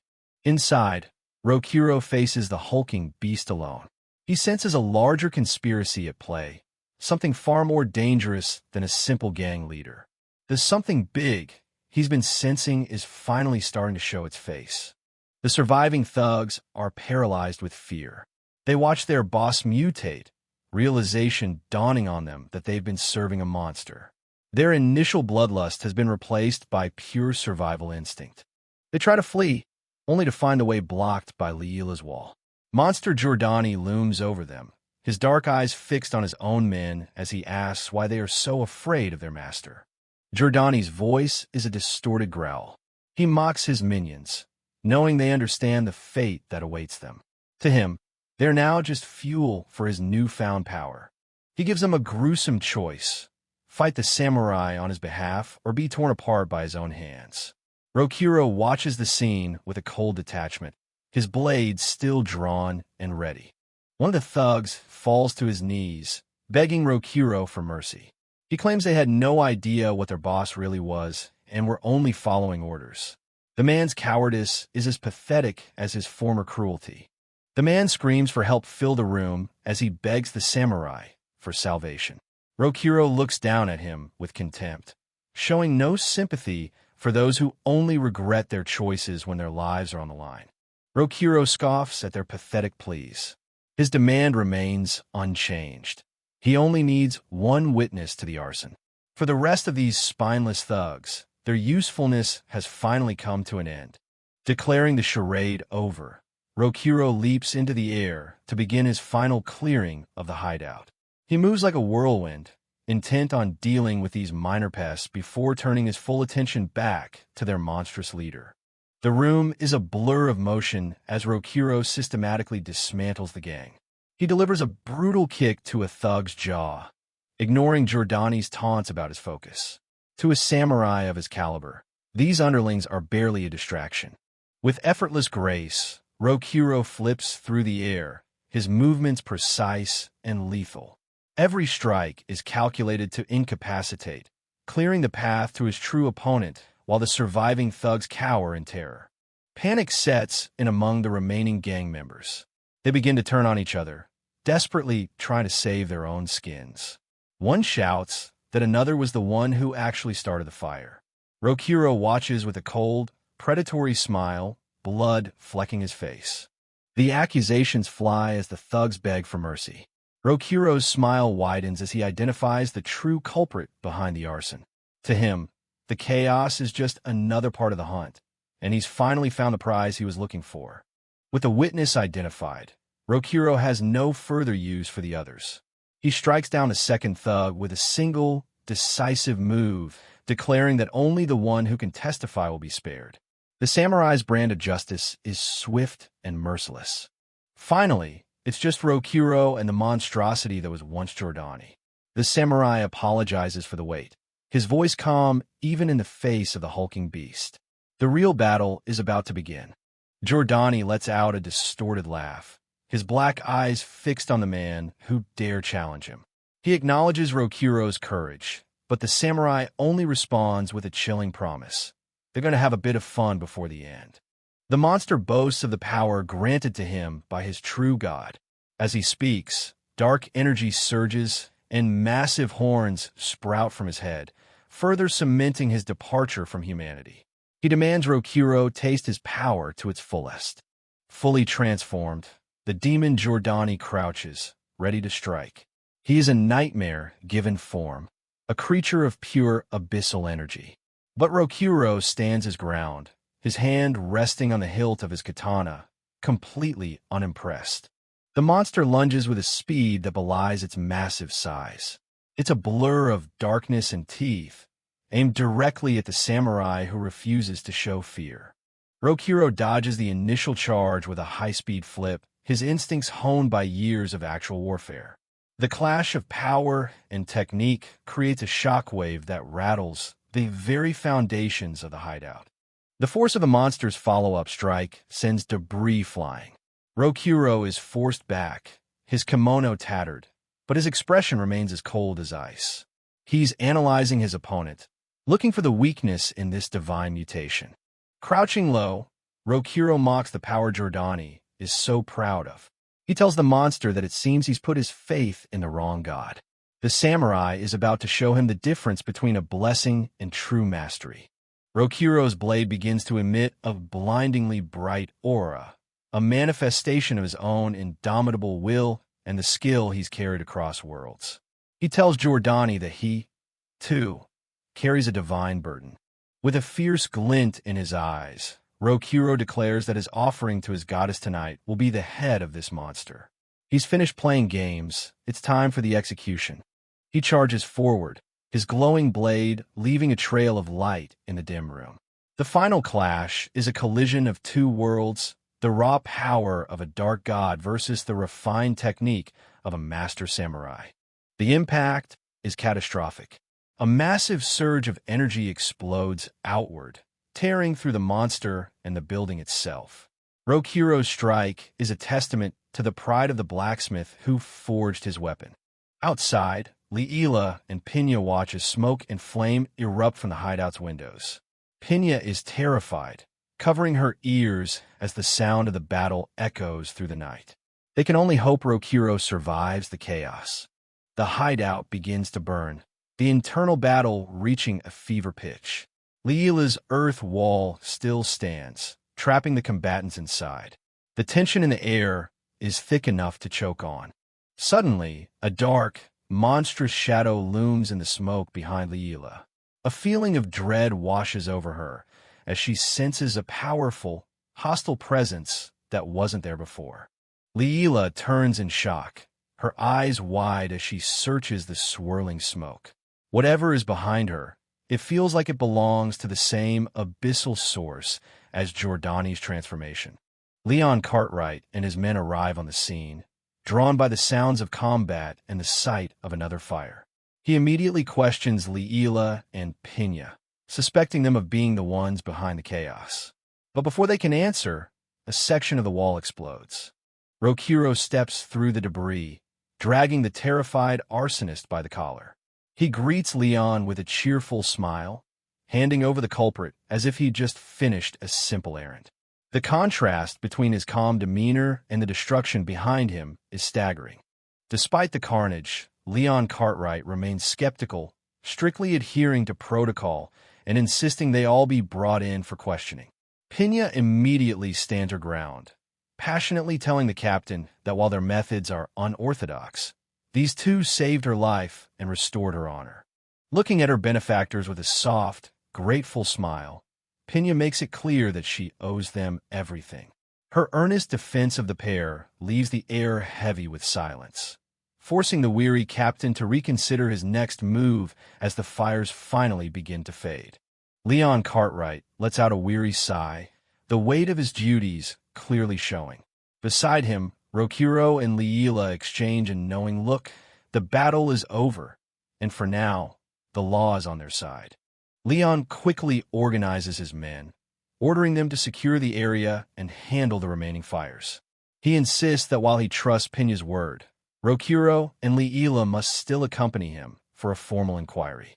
Leela, however, is already more interested in a nap than an interrogation. As they begin to move out, Rokuro takes a moment to examine the katana Pina forged for him. Pina follows closely, critiquing her own unfinished work and pointing out the details of the handle that still need her expert touch. Even in the aftermath of a crisis, her passion for her craft remains undimmed. Watching from the shadows of a nearby rooftop, a mysterious figure in a dark suit observes their departure. This man, an enigma amidst the chaos, has been a silent witness to everything that transpired in the hideout. In his gloved hand, the stranger holds a small vial containing black pills, the same medicine that transformed Giordani. He notes with cold clinical detachment that these low-quality samples only seem capable of producing small fry, far below what his masters require. Rokuro's instincts flare, and he suddenly glances back toward the roofs. But the observer is already moving away, his mission complete for now. He muses that significant improvements will be needed before this medicine is ready for actual field use. Leela notices Rokuro's sudden tension and asks what's wrong. Rokuro pauses, the shadow of the mysterious man still lingering in his mind, before dismissing it as nothing. But both he and the silent watcher know that this encounter was only the beginning of a much larger game.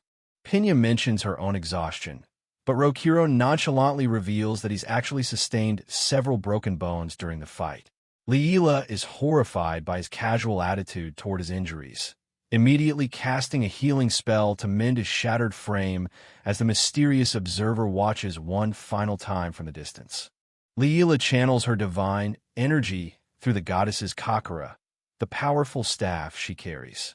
Finding such a legendary relic is a monumental achievement in itself, and as its light bathes the group, the chapter comes to a close with the promise of even greater challenges on the horizon. The sun rises over the royal capital, a bustling city of stone and spires. In a quiet corner, Pina steps out from her workshop, her young eyes scanning the street as if expecting someone. She doesn't have to wait long. Leela and Rokuro arrive at the forge, greeted by the lively atmosphere of the workshop. Despite the recent chaos, work here has already resumed with a rhythmic clanging of hammers. Inside, they meet the master blacksmith. He speaks of Pina's late father and the worries he's harbored for the girl since his passing. Seeing her safe now, under the protection of these two strangers, brings a look of profound relief to his face. With a deep bow, the man expresses his sincere gratitude to Leela and Rokuro for saving Pina. It's a warm moment of peace in a world that has been anything but kind to them lately. As they sit down, the conversation turns to business. Rokuro asks about reforging his katana, and Pina's eyes light up with professional pride. She explains that monster materials, like those from an iron golem, can be used to forge weapons of incredible strength. Pina leans forward, her passion for her craft evident. She promises to make any weapon Rokuro desires, so long as he can bring her the necessary materials from the monsters he slays. It's time to settle the bill. Rokuro produces a heavy bag of gold, surprising everyone with a large sum. He's pragmatic, Money taken from the thugs he defeated is just as good as any other. Leela watches as Pinya greedily checks the contents of the bag.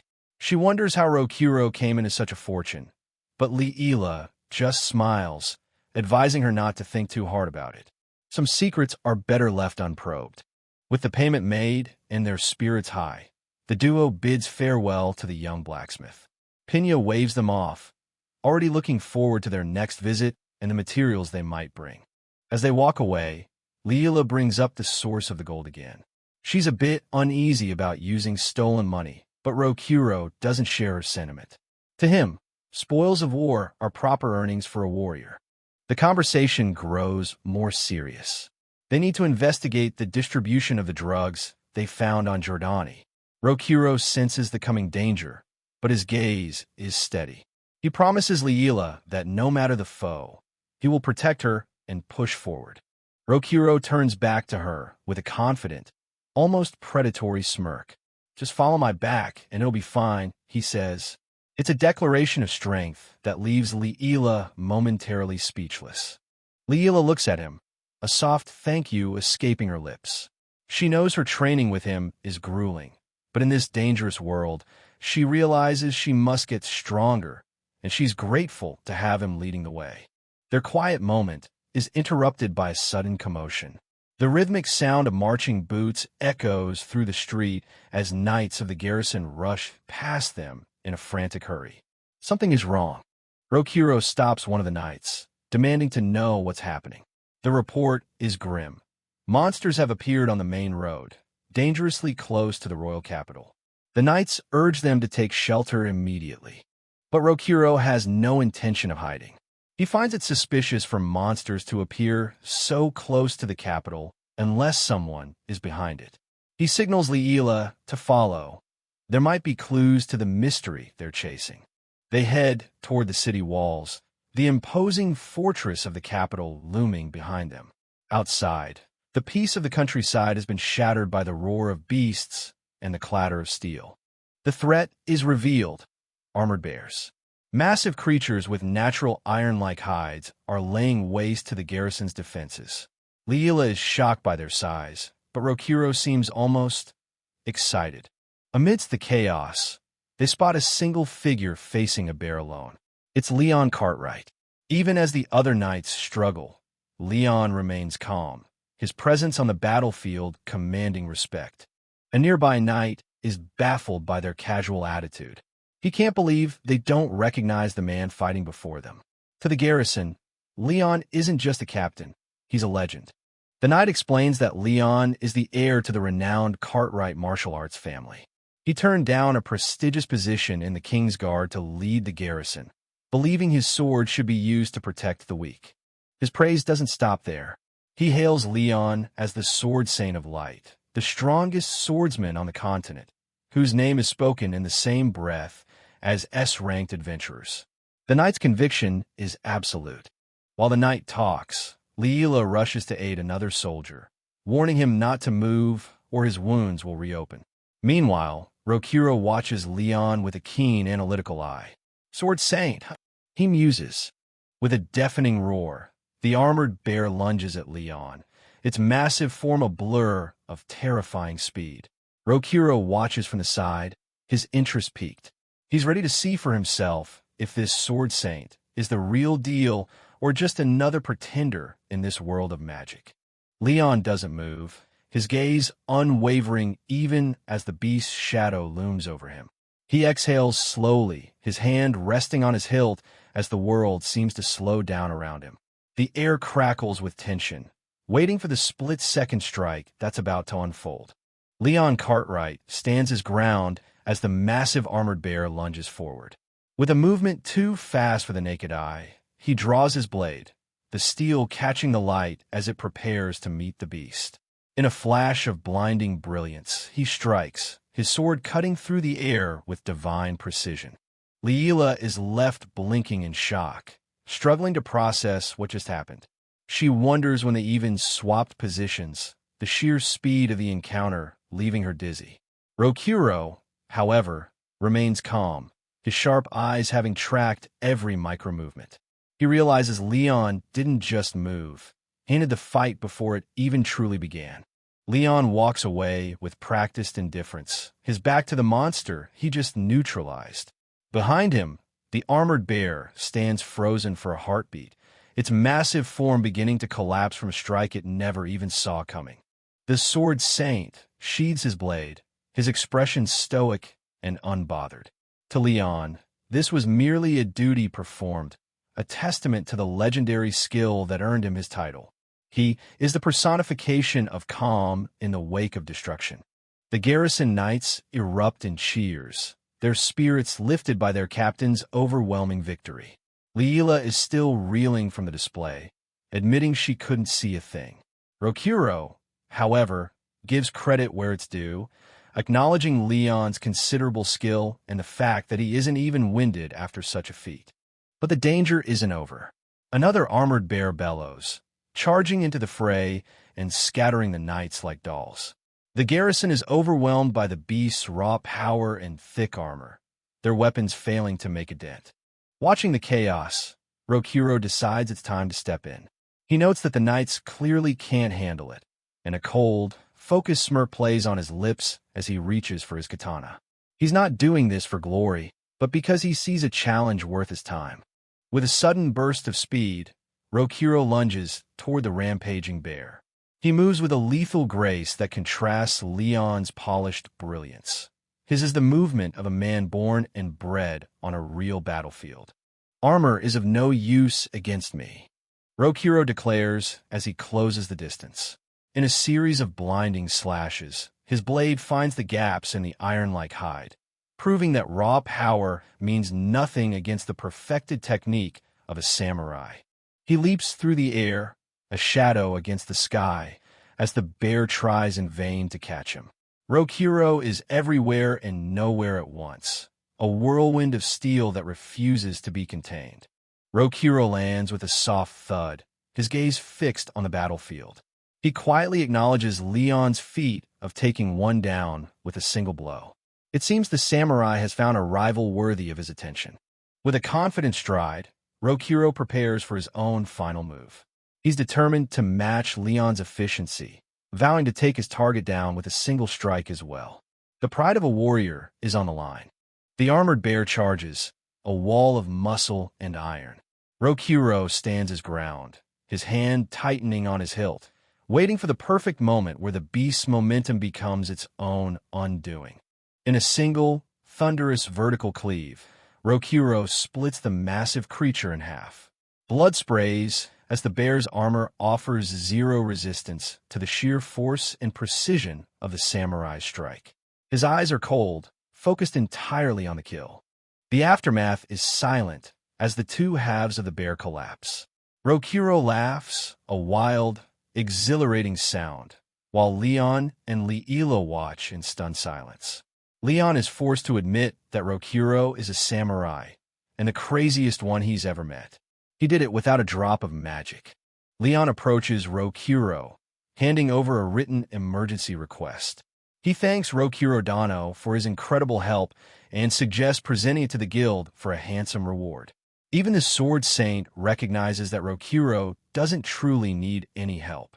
Leela, ever the opportunist when it comes to gold, is delighted by the gesture.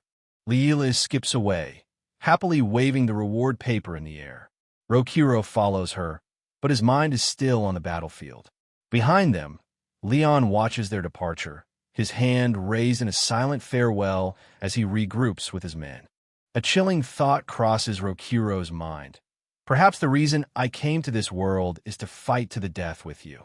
Across the clearing, Leon feels a similar pull. He finds Rokuro mysterious, and, despite not wanting to fight him, is inexplicably drawn to the samurai's dangerous aura. The two warriors walk in opposite directions, their paths diverging for now. But the unspoken promise hangs heavy in the air. Sooner or later, they will cross swords again. A rivalry of legends has been born this day. They arrive at the Adventurers Guild, which is teeming with life today. It's filled with people who, just like them, have finished their quests and are here to cash in their hard-earned rewards. The air is thick with the smell of ale and the sound of boisterous laughter. Inside, adventurers are celebrating their survival with loud cheers and overflowing mugs. Leela watches them, her eyes reflecting a mix of curiosity and something deeper as she witnesses the raw vitality of the people in the guild. Rokuro notices her staring and asks if she's hungry, teasing her for looking at the food with such envy. Leela huffs, telling him to stop making her sound like a glutton, but she admits that maybe she is envious in a way she didn't expect. Leela reflects on the time she spent watching this world. She never knew the true expressions people made when they drank, or the sheer desperation with which they live each day for just that one moment of joy. It's a perspective she never had as a goddess. Watching the boisterous crowd, Leela muses on how fragile and reckless humans can be, yet she can't help but envy their raw vitality. Rokuro just chuckles at her sudden deep thoughts, reminding her that for now, she's just Lyra, one of them, standing right in the middle of all this life. Rokuro offers some simple samurai wisdom. Rather than envying them, she should join in and live exactly how she wants. You only live once, he says, his voice carrying over the din as they weave through the tables toward the counter, ready to finally settle their business. Inside the guild, Giselle greets them with a bright smile. It's been a while, Lyra-san, Rokuro-san, she calls out, her bunny ears twitching with excitement as she sees the familiar faces of the pair who have already made quite a name for themselves. Rokuro approaches the counter, holding out a letter with a calm expression. Giselle's eyes widen when she sees the seal of the garrison captain. Wait, is this from Captain Leon? She asks, impressed by how far they've come in such a short time. Rokuro simply nods, here to claim the reward for the chaos they just quelled. The peaceful atmosphere is suddenly shattered as the guild doors fly open. Pardon me, my filthy adventurers, a mocking voice rings out. A young man in lavish, noble attire stands in the entrance, his posture oozing an arrogance that immediately sets the entire room on edge. The noble pinches his nose in disgust, loudly complaining about the smell of a pigsty. He claims he never thought he'd set foot in such a filthy place, but his mood seems to brighten as his eyes land on exactly what, or rather who, he was looking for. Leela and Rokuro watch him with a mix of confusion and irritation. Ignoring everyone else, he strides directly toward Leela. With a practiced, condescending smile, he reaches out for her hand. You must be Lyra, he says, his tone implying that her identity is something he's already laid claim to. Leela's eyes widen in sheer bewilderment as the man drops a bombshell. My future fiancé. His gaze is intense, proprietary, as if her consent was never a factor in the equation. Behind her, Rokuro's expression begins to darken. The guild falls into an awkward silence as the noble continues his unwanted introduction. Leela looks completely lost, her usual playful spark replaced by a look of profound, what on earth is happening, while the adventurers around them whisper in disbelief. The noble grows bolder, lifting Leela's chin and calling her a beauty. But before he can go any further, a hand clamps down on his wrist like a vice. Rokuro has seen enough. The air in the room turns cold as the samurai intervenes, his grip firm and unyielding. You don't seem to know manners, whoever you are, Rokuro says, his voice low and dangerous. He stares directly into the noble's eyes, his presence completely overshadowing the man's expensive clothes. The noble can only utter a stunned "huh" as he finds himself physically restrained by a mere commoner. Indignant, the noble pulls back, his face flushing with anger. Don't you know who I am, you naive man? He sputters, clutching his smarting wrist. He can't fathom being spoken to in such a manner, especially by someone he considers so far beneath him. With a flourish, he introduces himself as if the name alone should make them tremble. My name is Christophe Fontaine. He stands tall, expecting the name of one of the realm's most powerful families to command immediate subservience. Yes, I'm the eldest son of the Duke of Fontaine, Christophe boasts, a smug smirk returning to his face. The adventurers in the guild react with shock. A fontaine in a place like this is unheard of. But Rokuro and Leela remain entirely unimpressed, much to Kristoff's growing frustration. Leela finally speaks up, her bluntness cutting through Kristoff's ego. "I'm your what?" "Say again," she asks, her tone flat. She makes it clear that whether his name is Fontaine or Millefeuille, she couldn't care less. Giselle and the others can barely hide their shock at her audacity. A wave of stifled giggles and chuckles ripples through the guild as Kristoff's face turns a bright shade of red.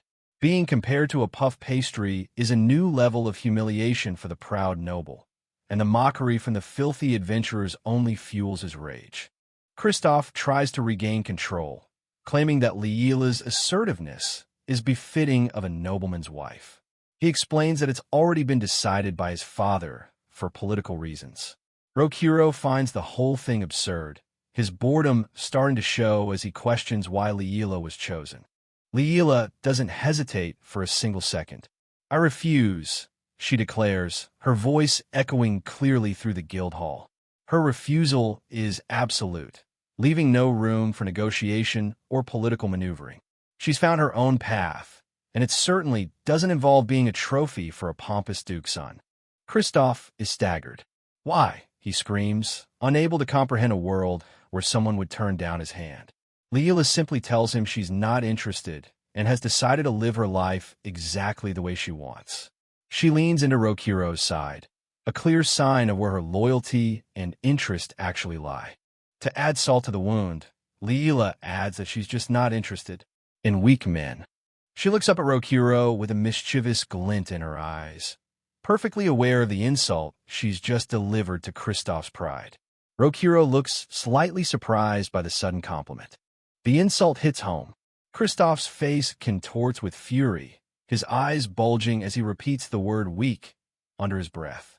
He's been insulted in public, mocked by a commoner, and rejected by the woman he was told was his. The tension in the guild is now at a breaking point. Leela closes her eyes, reaffirming her stance with a sigh. Rokuro, wanting to end the drama, places a hand on Kristoff's shoulder and gives him a piece of advice. A man needs to know when to quit. "Just give up and go home, boy." It's a patronizing remark that pushes the noble right over the edge. Kristoff grits his teeth, his anger finally boiling over into a snarl. He can hear the whispers of the adventurers behind him. "They're dead," one says, while another wonders if they really just treated a nobleman like that. The humiliation is complete, and now he wants blood. "Come outside. I'll teach you some manners." Kristoff screams, pointing a trembling finger at Rokuro. He's never been so ridiculed in his life and is desperate to reclaim his honor through a duel. Leela and Giselle watch with concern, realizing this won't end peacefully. Rokuro sighs, his patience exhausted. "I don't want to meaninglessly take life," he says, his hand resting on his katana. He tells Kristoff to just back off before he does something he'll truly regret.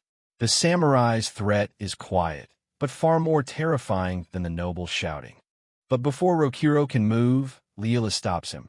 She tells him she doesn't want to be a weak human who uses the strong as a shield to do as they please. She wants to handle this herself, surprising Rokuro with her sudden resolve to face the noble on her own terms. Leela steps forward, her eyes burning with determination. "I'll be your opponent," she declares, pointing back at Kristoff.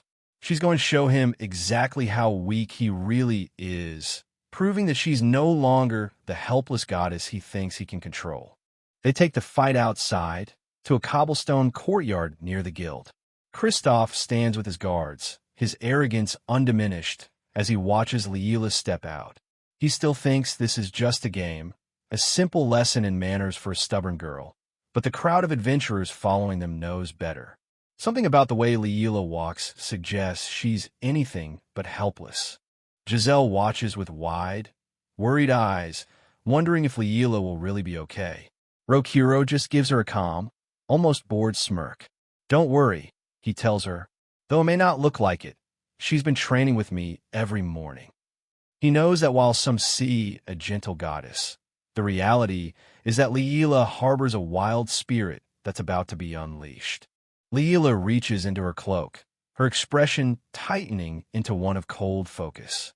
With a swift movement, she draws her staff, her hands steady and her eyes locked on her opponent. Rokuro watches from the sidelines, a proud smile tugging at his lips as he sees her embrace the warrior's mindset he's been hammering into her. Kristoff draws his own blade with a flourish, still trying to play the part of the chivalrous noble. "You've got spirit. I like that," he says condescendingly.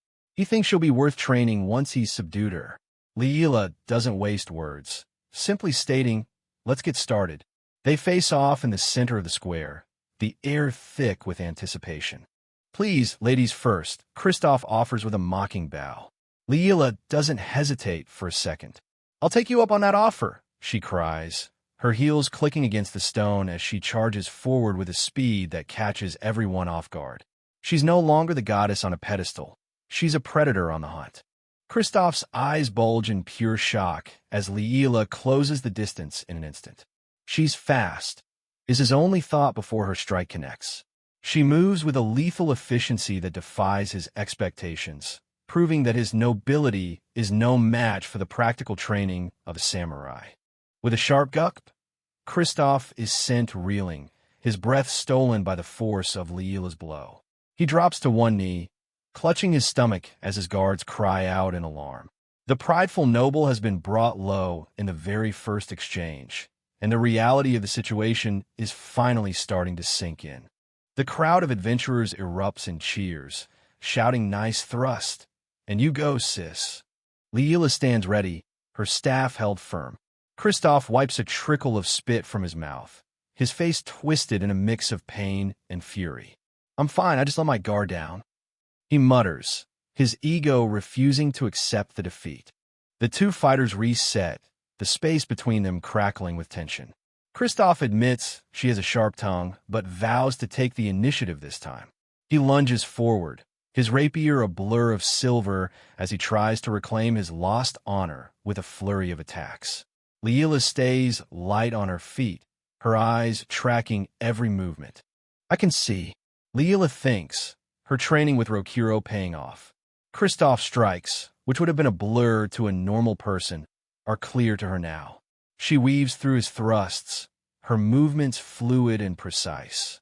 Kristoff grows increasingly desperate as his superior swordplay fails to touch her. Leela sees her opening and moves in.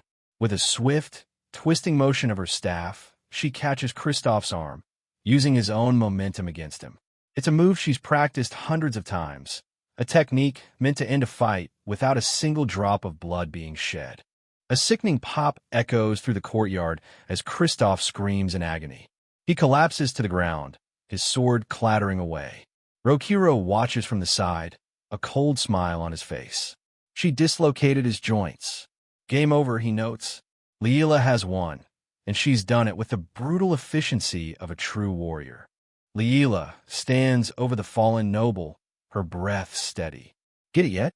You're weak," she says, her voice echoing with a divine authority. She tells him to take that lesson to heart and live humbly from now on. Kristoff can only glare up at her, his face a mask of humiliated rage, as his world of noble privilege crumbles around him. But the peace is short-lived. A young boy, oblivious to the danger, runs into the courtyard, laughing as he chases his mother. "Hurry, Mum," he cries. Kristoff, blinded by his own humiliation and the need for a scapegoat, looks at the innocent child with a dark, murderous intent. In a moment of pure cowardice, Kristoff tries to strike out at the boy. The child trips and falls, letting out a terrified wah as the noble's blade descends. Leela and Rokuro both react instantly, their expressions shifting from victory to sheer, unadulterated horror at the man's depravity. Kristoff's face is twisted into a ghoulish mask of hatred. "You rude brat," he snarls, his hand gripping his sword. But before he can follow through, a voice colder than ice cuts through the air. "Stop," Rokuro commands. The air in the courtyard suddenly feels heavy, as if the very atmosphere is reacting to the samurai's burgeoning killing intent. Rokuro stands a few feet away, but his presence is suffocating. Before you can bring that sword down, your head will have flown off, he threatens. The look in his eyes is that of a man who has ended countless lives, and Kristoff freezes, the cold realization of his own mortality finally reaching through his madness. The boy's mother rushes in, scoops up her child, and flees with a terrified apology. Kristoff is left standing there, his sword lowered, his body trembling as he realizes just how close he came to death. Rokuro watches them go, his gaze never leaving the noble, ready to strike if the man moves so much as a finger. Something inside Kristoff snaps. He's completely lost his mind, his eyes wild as he declares he will no longer take Leela as his wife. Instead, he wants to carve a scar on her face that will last a lifetime. A dark, magical aura begins to swirl around him, fueled by his bottomless spite and wounded pride. Leela watches him, her own anger beginning to boil. "I've changed my mind too," Leela says, her voice low and dangerous. She realizes that had Rokuro not stopped him, Kristoff would have murdered that child. Her pity has vanished, replaced by a cold, righteous fury. She unleashes her own aura, a blinding light that pushes back Kristoff's darkness. "I won't show you any mercy." With a crazed scream of "Die!" Kristoff lunges at her, his speed boosted by his dark magic. He's no longer fighting for honor. He's fighting to destroy. Leela meets his gaze with a steady, unwavering look, her mind calm even as the madman closes in. The two clash in a blur of motion. Kristoff is much faster now, his attacks a relentless storm of steel. But Leela can still follow his movements. She weaves through his strikes, her staff a defensive wall that he cannot penetrate. The courtyard is filled with the sound of clashing steel and the roar of magical energy. Kristoff laughs maniacally, thinking he has her on the defensive. "It's only a matter of time before you're Swiss cheese," he taunts. Rokuro watches with a cool, analytical eye, quietly telling Leela to get your eyes used to it. He knows she's waiting, observing, and learning. This isn't just a duel, it's her final exam. Rokuro's cold, tactical voice guides her through the chaos. An opponent, frustrated by being outmaneuvered, will inevitably alter their move. That moment of change will reveal an opening. He knows Kristoff is at his limit, his blind rage finally clouding every move. That will be your chance. Don't miss it. Leela breathes, her eyes narrowing as she senses the exact moment the noble's guard falters. She doesn't hesitate. With a burst of speed that leaves Kristoff's dark magic in the dust, Leela lunges inside his reach. Her movements are fluid yet possessed of a terrifying strength as she catches his wrist, twisting his momentum back against him. The noble's scream of "Die!" is cut short as she drives him toward the cold stone, the duel shifting from a clash of blades to a masterclass in subduing an outclassed foe. Leela's technique is flawless. With a sharp tack, she forces Kristoff to the ground, his face twisted in a mask of pure agony as his joints are pushed to their absolute limit. The proud noble is reduced to a sputtering mess, finally forced to utter the words he never thought he'd say. "All right, aye," but the fury in Leela's eyes suggests she isn't quite ready to let him off that easily. Before Leela can deliver a finishing blow that might leave Kristoff permanently crippled, a flash of steel intervenes.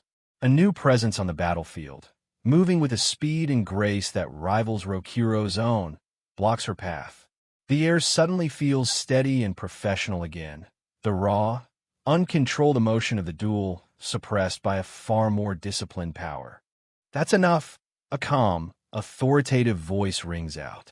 Leon Cartwright stands between the combatants, his hand effortlessly stopping Leela's staff.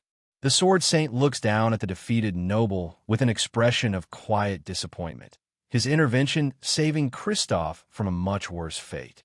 Leela looks up at him, her adrenaline still pumping, but she recognizes the weight of Leon's command. Leon doesn't mince words, calling the one-sided beating what it truly was. It's just public lynching. He reminds them that a duel without a proper witness is no duel at all, essentially stripping the encounter of any lingering honor. Kristoff's guards rush to their master's side, helping the broken noble to his feet as Leon's stern gaze keeps everyone in line. Leela remains silent, the reality of her own power starting to sink in.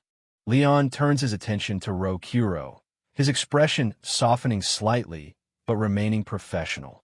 Rokuro Dano, he says, using a title of respect. I trust you'll keep Lady Lyra in check. He knows that the samurai is the only one who can truly manage the goddess's burgeoning warrior spirit.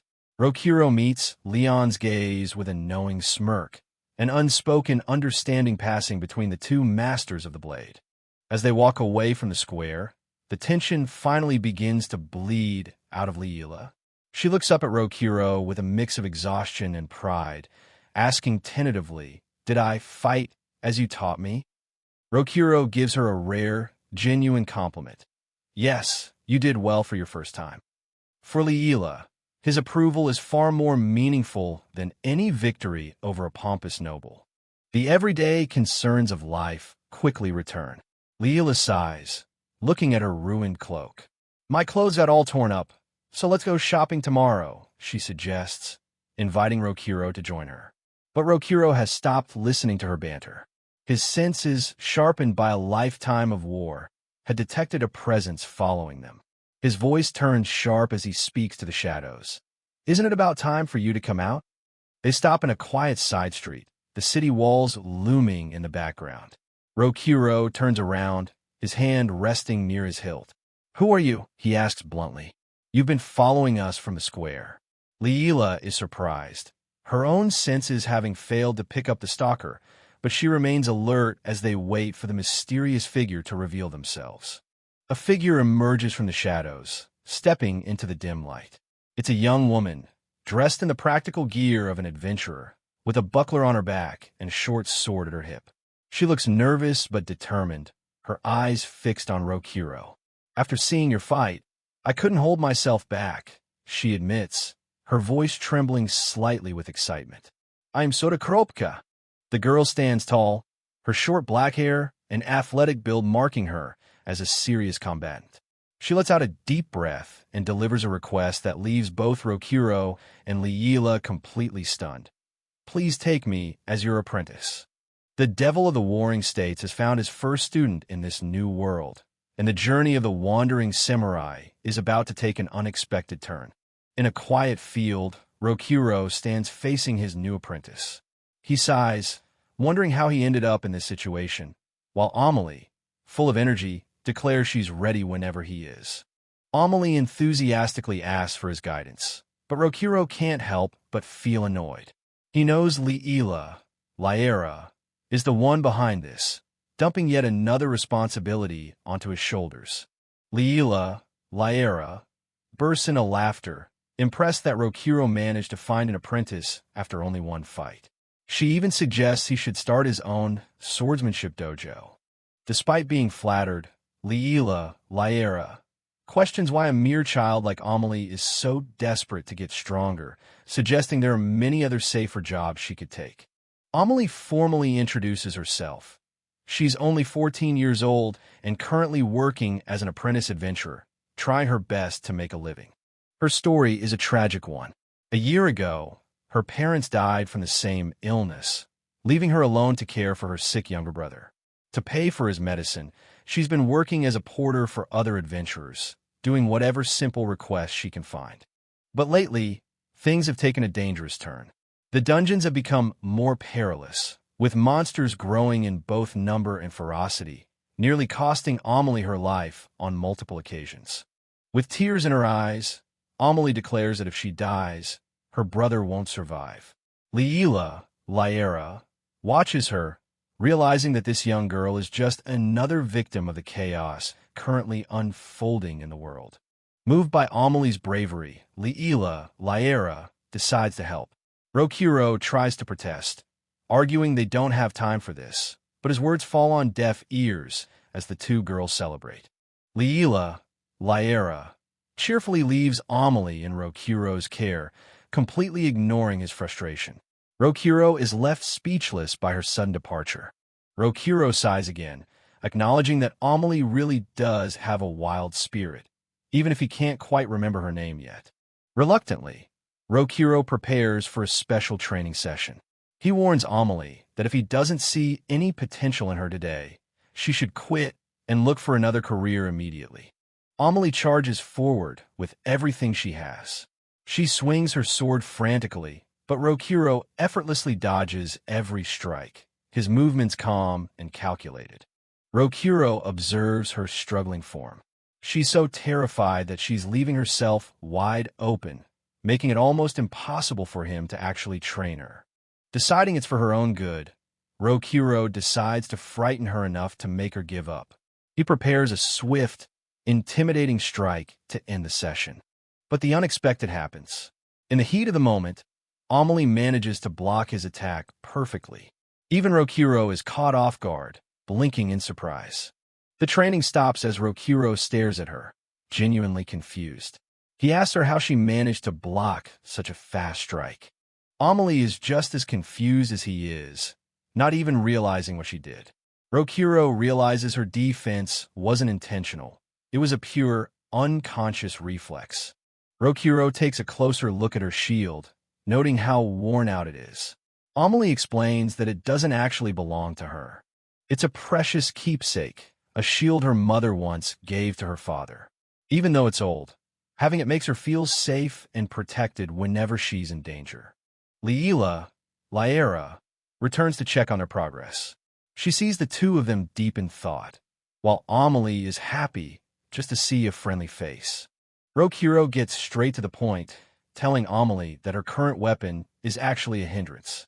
Lyra, misinterprets this as him being uninterested in continuing the training. However, Rokuro has a different plan. Since her body can already defend itself unconsciously, he suggests she should use that natural talent to her advantage and learn to counterattack. Instead of a heavy sword, Rokuro hands her a lighter blade, teaching her to utilize her defensive reflexes to create openings for a counterstrike.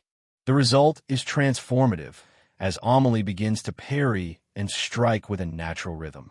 Seeing this, Lyra is deeply impressed. Rokuro hasn't just taught her a move, he's discovered a fighting style that truly belongs to her. Rokuro wipes his sword as he finishes the training session. He tells Amelie that while her style suits her, she'll need much more stamina than a normal person since she has to move twice as much. For now, they call it a day. Amelie listens with wide, sparkly eyes, taking every word of her master to heart. Rokuro reminds her that the rest will depend on her daily dedication to the training. To show her gratitude, Amelie eagerly invites Rokuro and Lyra to dinner at her house. She's beaming with pride, even boasting about her cooking skills. It's hard to say no to that kind of enthusiasm. The mood shifts as they enter the royal capital slums. The narrow, grimy alleys are a stark contrast to the city's glory. Amelie apologizes for her neighborhood not being the prettiest place, but Rokuro dismisses it. He's seen far worse. They arrive at a modest shack. As Amelie pushes open the door, she calls out for Kyle, her younger brother, to see if he's awake. A young boy with a bright smile sits up on a worn-out bed. Kyle is overjoyed to see his sister home, and even more surprised that she's brought guests with her. Amelie proudly introduces her masters, Rokuro and Lyra. Kyle's eyes light up instantly. To him, adventurers are like legends come alive. He can barely contain his excitement. As they sit around a steaming pot of stew, Amelie mentions that Kyle also dreams of becoming an adventurer one day, following in the footsteps of their parents. Lyra gives him an encouraging smile, telling him he can make his sister proud. Rokuro leans in with a smirk, asking the boy if he's interested in battles.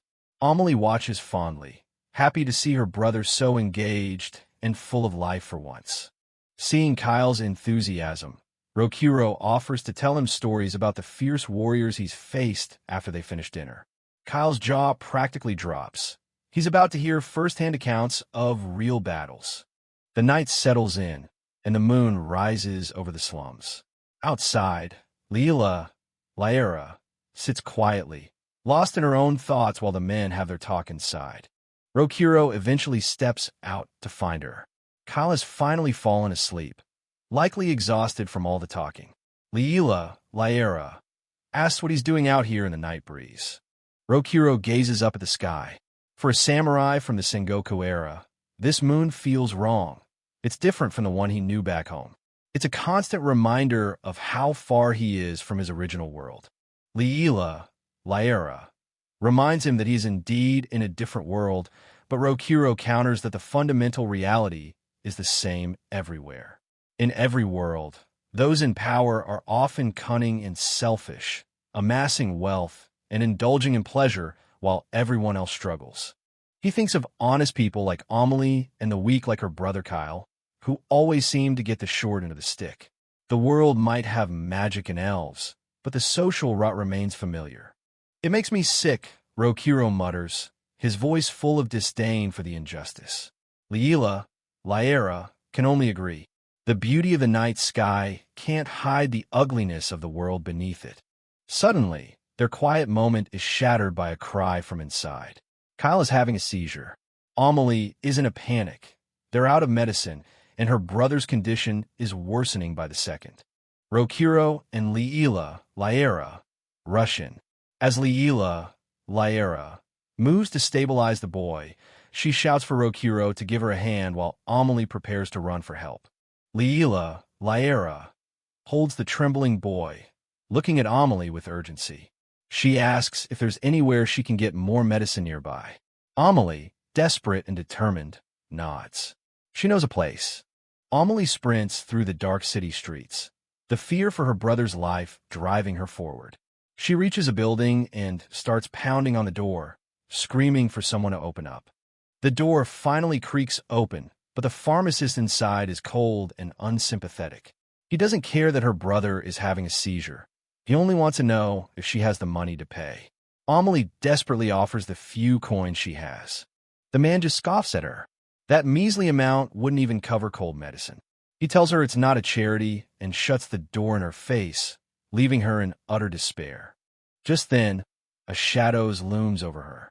A familiar, haughty voice rings out. It's Christophe Fontaine, the noble Rokuro humbled before. His arm is still in a sling, and he's looking for a pharmacy too. Christophe smirks as he steps up, flanked by his guards. He tells the pharmacist he'll take his entire stock of painkillers. The pharmacist is stunned, but Christophe's wealth and status mean his word is law. Amelie can only watch in horror as her last hope is snatched away. Amelie stands frozen. Every single drop of medicine in the store. Christophe is buying it all, just because he can, leaving nothing for the dying boy in the slums. It's the exact kind of cruelty Rokuro was just talking about. Christophe Fontaine scoffs at Amelie's desperation. To him, the life of a commoner is a small price to pay for his amusement, especially after the humiliation he suffered. He laughs as the pharmacist grovels, knowing his wealth buys everything in this city. He dangles a small bottle of medicine in front of her like a treat for a dog. Amelie's eyes are glued to it. Her brother's only hope is right there in that man's hand. But before she can reach it, Christophe lets it slip. The bottle shatters on the floor, the precious medicine spilling into the dirt. Amelie's world falls apart in that single instant. Christophe laughs hysterically at her despair, pretending it was a mere accident. Amelie can only stare in horror at the broken glass, her last hope vanishing before her eyes. He leans down, his voice dripping with fake compassion. He tells her she's a poor girl, and offers her a deal, a chance to get more medicine if she does something for him. He knows Rokuro and Laera are currently at her house. His eyes gleam with a murderous intent as he prepares to use Amelie as his pawn for revenge. "Help me kill those two," he snarls, his face twisting into a demonic grin. The debt of his severed arm must be paid in blood, and he's found the perfect way to strike. He hands her a small vial of paralyzing poison. The instructions are simple. Mix it with their drinks, and when the job is done, meet him at the old training grounds. Amelie walks away, the weight of the poison heavy in her palm. Christophe's parting words are a chilling threat. If she betrays him, he'll kill her, her brother, and everyone she's ever known. He laughs as she trembles, certain that he's broken her will. Back at the house, Rokuro and Lyra are growing worried as the night grows late. Lyra continues to pour her mana into Kyle, but she knows that healing magic alone isn't enough to cure his chronic illness. Amelie finally bursts through the door, breathless and pale. She claims she got the medicine, her voice shaking as she apologizes for being late. Lyra immediately moves to help the boy. The tension in the room finally eases as Kyle's breathing steadies. Lyra collapses from exhaustion, glad that the worst seems to have passed for now. Amelie watches her brother, her heart heavy with the secret she carries. Leela lets out a sigh of relief. Amelie, forcing a smile, offers to fetch them something to drink as a thank you for saving her brother. It's a small gesture, but her hands are trembling. She pours the drinks, her mind racing with Kristoff's threats. Rokuro and Lyra are exhausted, unaware of the choice Amelie has to make. Lyra is just grateful to have been able to help. Lyra thanks Amelie for the tea, even though the girl is clearly tired herself. Rokuro takes a sip, noting Amelie's strange behavior as she watches them drink. She insists it's nothing, but the guilt is etched on her face. Rokuro suggests that they should take Kyle to a real doctor as soon as possible. Amelie agrees, promising to work hard starting tomorrow to make that happen. She hides her eyes, unable to look him in the face. She tells them she has an acquaintance who can maintain her equipment and needs to go out again. Lyra tells her to be careful, while Rokuro remains silent, his sharp eyes following her every move. Amelie leaves, asking them to look after Kyle for just a moment longer. In the hallway, Amelie stops by the door. She whispers a prayer to her late parents, her hand clutching her small dagger. She knows what she has to do, and the fear is almost overwhelming. She straps on her gear, the buckler feeling like a shield of honor rather than just a tool. She's not sure if this is the right path, but she feels like she has no other choice. She steps out into the night, ready to face her fate. She arrives at the outskirts of the slums, at the abandoned training grounds Kristoff mentioned. He's already there, waiting in the darkness with a squad of armed guards. "Good, you've come alone," he sneers. Kristoff demands to know if she gave them the poison. Amelie stands her ground, her gaze firm. "Yes, thanks to you, my brother will get better," she says, but her voice carries a different meaning. Kristoff grows impatient. He doesn't care about her brother. He only wants to know if Rokuro and Lyra are incapacitated. Amelie pulls out the small vial of poison, its dark liquid shimmering in the moonlight. Instead of handing it over, she lets it fall. The bottle shatters, just as Kristoff's medicine did earlier. "Even the poor have their pride," she declares. She could never betray the people who saved her family. Kristoff's face twists in fury as he realizes he's been played. Amelie draws her dagger and readies her shield, her eyes burning with a newfound resolve. "Rather than living a cowardly life like you, I choose to die fighting head-on," she shouts. Though she knows she's outmatched, she stands tall, prepared to defend her dignity to the very end. Kristoff's face contorts with rage of being called a coward by a mere commoner. To him, this isn't just a defiance of his plan, but a direct insult to the Fontaine name. "I'll make you regret this," he snarls, signaling his guards to close in. "Teach her what happens to those who forget their place." 4 against 1. Kristoff's guards surround Amelie, their swords drawn and ready to strike. But Amelie isn't backing down. She stands her ground, clutching her dagger and buckler with grim determination. She knows she's the only thing standing between these monsters and her brother's medicine. The fight breaks out. Amelie moves with a desperation that catches the guards off guard. She uses her small shield to deflect heavy blows and ducks under a lethal swing, looking for any opening to strike back. For a moment, her apprentice training with Rokuro seems to be paying off. In a flash, Amelie finds her mark. She slides past a guard's guard and plunges her dagger into his side. The man gasps in shock as blood splatters across the ground. It's a small victory, but it only fuels the guard's rage. Kristoff screams from the sidelines, his face twisted in a mixture of fear and fury. He can't believe his honorable guards are being held off by a mere slum girl. He bellows at them, demanding they finish her off immediately. "You only have one opponent. Swarm her," he yells. The guards, humiliated by their comrade's injury, tighten their circle. Amelie breathes heavily, her body trembling, but her eyes remaining fixed on the threats closing in from all sides. But even with her spirit, the numbers are too much. Swords slash at her from every direction. Amelie tries to block, but one blade cuts deep in her shoulder, sending a spray of blood into the air. She winces, the pain threatening to overwhelm her. A heavy boot catches her in the stomach, knocking the wind out of her and sending her sprawling onto the dirt. Her dagger slips from her hand, leaving her completely defenseless as the guards loom over her. Amelie tries to reach for her buckler, but a guard stomps on her arm, pinning her to the ground. She looks up into his cold, dark eyes, realizing that these men truly intend to kill her for a noble's petty revenge. The guard grabs her by the throat, hoisting her up just to slam her back down. Amelie gasps for air, her vision blurring. She thinks of Kyle, left all alone in their cold shack, and the medicine she failed to bring home. Brutal punches and kicks rain down on the helpless girl. Each blow is a sickening thud against the silent training grounds.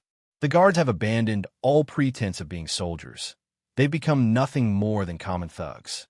Kristoff watches the massacre with a manic gleam in his eyes. He's lost all reason, screaming for his men to give her more and more. To him, this isn't a fight. It's a gruesome performance meant to satisfy his wounded ego. Suddenly, a shadow eclipses the moon. Rokuro arrives like a vengeful spirit, descending from the rooftops with his katana already drawn. The air itself seems to freeze as his killing intent floods the arena. In the blink of an eye, the massacre turns into a slaughter, but not for Amelie. Rokuro moves like a ghost, his blade a silver blur in the moonlight. Heads and limbs fly as he carves through the guards with terrifying efficiency. They don't even have time to scream. Rokuro stands amidst the carnage, his eyes cold and devoid of mercy. He looks at Kristoff, whose laughter has turned into a strangled gasp. Just as I was wondering who... It's you again, Rokuro says, his voice a low growl of pure menace.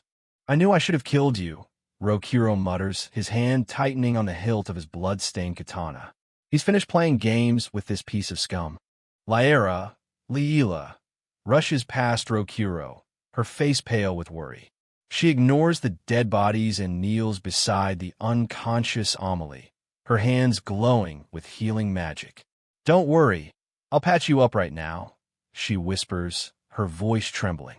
Kristoff panics, retreating behind his few remaining guards. He screams at them to protect him, to kill the intruders, but the men can barely hold their swords steady. They've seen what Rokuro is capable of, and they know their lives are forfeit. They charge anyway, a final act of suicidal loyalty. It's useless. Rokuro doesn't even break his stride as he mows them down, his blade finding every gap in their armor with lethal precision. Blood mists the air with every swing. Rokuro steps over the fresh corpses and reaches Kristoff. He grabs the noble by his fancy collar and tosses him onto the ground like trash. You really gave my apprentice a good beating, he says, his eyes burning with a cold fire. Rokuro slams his foot onto Kristoff's chest, pinning him down as the noble whimpers for mercy. He raises his sword, the moon reflecting off its crimson-slicked edge. Pain would just be a luxury for you. But before the killing blow can land, a massive blast of light erupts across the training grounds. Rokuro is forced to jump back, shielding his eyes as a new presence enters the fray. It's a powerful magic, one he's felt before. Captain Leon Cartwright and his knights have arrived. Leon looks around at the piles of bodies, his expression grim. Good grief, you lot. Have you no sense of the law at all? He sighs, though his hand stays firmly on his sword. Leon's men surround the area. He declares that Kristoff Fontaine is under arrest for multiple crimes, including gang assault against civilians. But he also turns his gaze to Rokuro, reminding him that the use of magic and lethal force in the city is also a blatant violation of the law. Kristoff gasps for air, desperately hoping the captain's arrival means his safety is guaranteed. But Leon's gaze is anything but welcoming as he surveys the carnage. While he clearly recognizes Kristoff's cruelty as a man of the law, he cannot simply ignore the trail of bodies Rokuro left in his wake. Leela, is beyond furious. She confronts Leon directly, calling Kristoff absolute scum and arguing that the law has failed if it continues to protect men like him. Leon stands firm, his hand on his hilt, as their disagreement over what truly constitutes justice begins to spiral into a heated confrontation. The argument between Leon and Lyra continues to heat up. Leon, bound by his duty as an officer, asks what right they have to decide who lives or dies. Lyra, however, is disgusted by his sarcastic response, insisting that evil like Kristoff shouldn't be tolerated, no matter what the law says. Amelie, her face bruised and bloody, looks down in shame. She apologizes to her masters, feeling like her own weakness dragged so many innocent people into her personal mess. The guilt is clearly visible in her tearful eyes. Rokuro places a gentle hand on Amelie's head, his touch surprisingly soft. He tells her she has nothing to apologize for. She fought well. He then turns his cold gaze back to Leon, stating that it's the country's fault if children are forced to pick up weapons just to survive. The investigation of the scene begins. One of Leon's knights finds a small vial of black pills in one of the guards' pockets. Leon's expression darkens as he realizes that Fontaine is involved in something much bigger and more dangerous than just simple assault. Lyra's eyes widen as she recognizes the drug.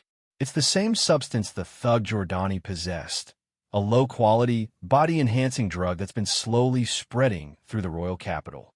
The realization that Christophe Fontaine is behind all this is chilling.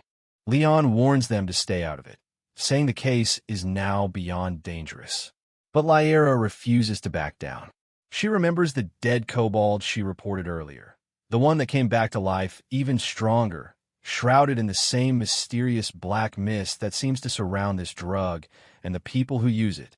Leon remains silent, his eyes fixed on the horizon. He knows the truth about the black mist and the death cries it leaves behind. They need real answers, and they need them from someone in Fontaine's inner circle, but obtaining them will be almost impossible. Despite the arrest, Leon reveals the grim reality of their situation. Because Christophe is the son of the Duke of Fontaine, his father will undoubtedly exert immense political pressure. By tomorrow morning, the noble scum will likely be walking free again. Why? Lyra screams, unable to accept such blatant injustice. Leon can only agree with her frustration. What's the point of having the law at all, then? She demands. Leon gazes at the distant castle, his face full of a weary resignation that only someone who has seen the true face of power could have. He explains that the Fontaine family has deep roots in the heart of the country.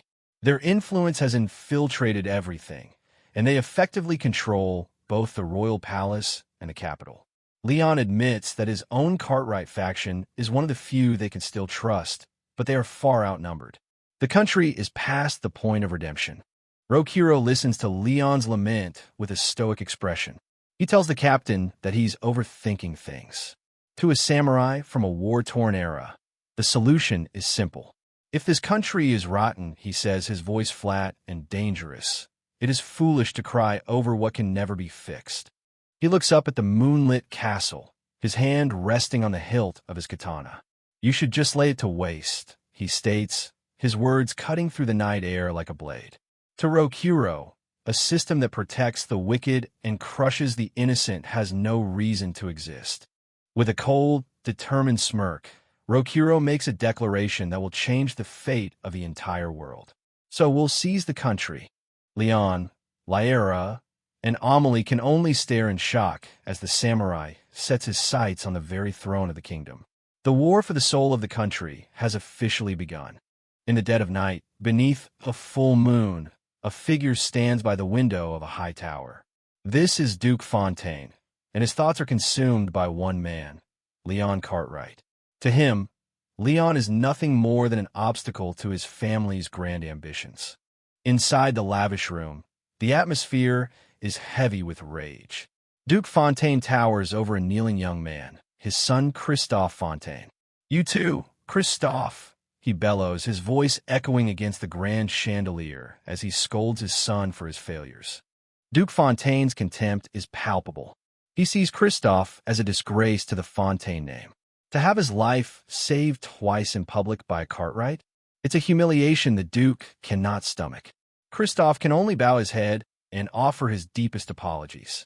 As the Duke settles into his study, a stern-faced man named Gilbert emerges from the shadows. He reports that their plan has suffered a slight delay. Gilbert has been dispatched from the Empire to the royal capital with a singular goal: to recover the kingdom's hidden divine artifact, the goddess's garment. Duke Fontaine understands the stakes. Gilbert makes it clear that their alliance is one of mutual benefit, warning the Duke not to treat him as a mere errand boy to clean up messes. The Duke, however, remains focused on his own ambition to take the royal capital for himself. The conversation turns cold as the Duke declares that Leon Cartwright must disappear from this world. It's a departure from Fontaine's usual methods, but a necessary one. Gilbert asks about the specifics of the plan. The strategy is simple yet deadly. Lure Leon into a dungeon and assassinate him, making it look like a tragic accident. Duke Fontaine is confident, assuring Gilbert that insurance has already been prepared to ensure their success. Their eyes drift to a portrait on the wall, a woman who seems to be at the heart of their schemes. Is this Lyra, the one Christophe despises so much? The Duke and Gilbert stare, their shadows looming large against the canvas. If Leon dies in the dungeon, so be it. But if he somehow survives and returns, they have a contingency. They will pin the grave crime of attempting to overthrow the state on him. It's a lose-lose situation for the captain. The Duke turns to Gilbert, asking him to make arrangements in the dungeon. Suddenly, Christophe breaks his silence, begging his father for one more chance at revenge. He can't let his shame stand. Christophe's eyes burn with a dark determination. He swears on the name of Fontaine that he will deal with the woman, Lyra, with his own hands. The Duke watches his son, his expression unreadable behind his glasses. "Very well. Go," the Duke permits. Christophe's face lights up with a twisted joy. He thanks his father profusely, eager to prove his worth and sate his thirst for vengeance. As Christophe leaves, Duke Fontaine bursts into a villainous laugh. To him, his son is just another pawn, a foolish son useful for nothing but witnessing the execution of his grand script to take the country. Scene shift. While the villains plot, our hero Rokaru, Musou, is at rest.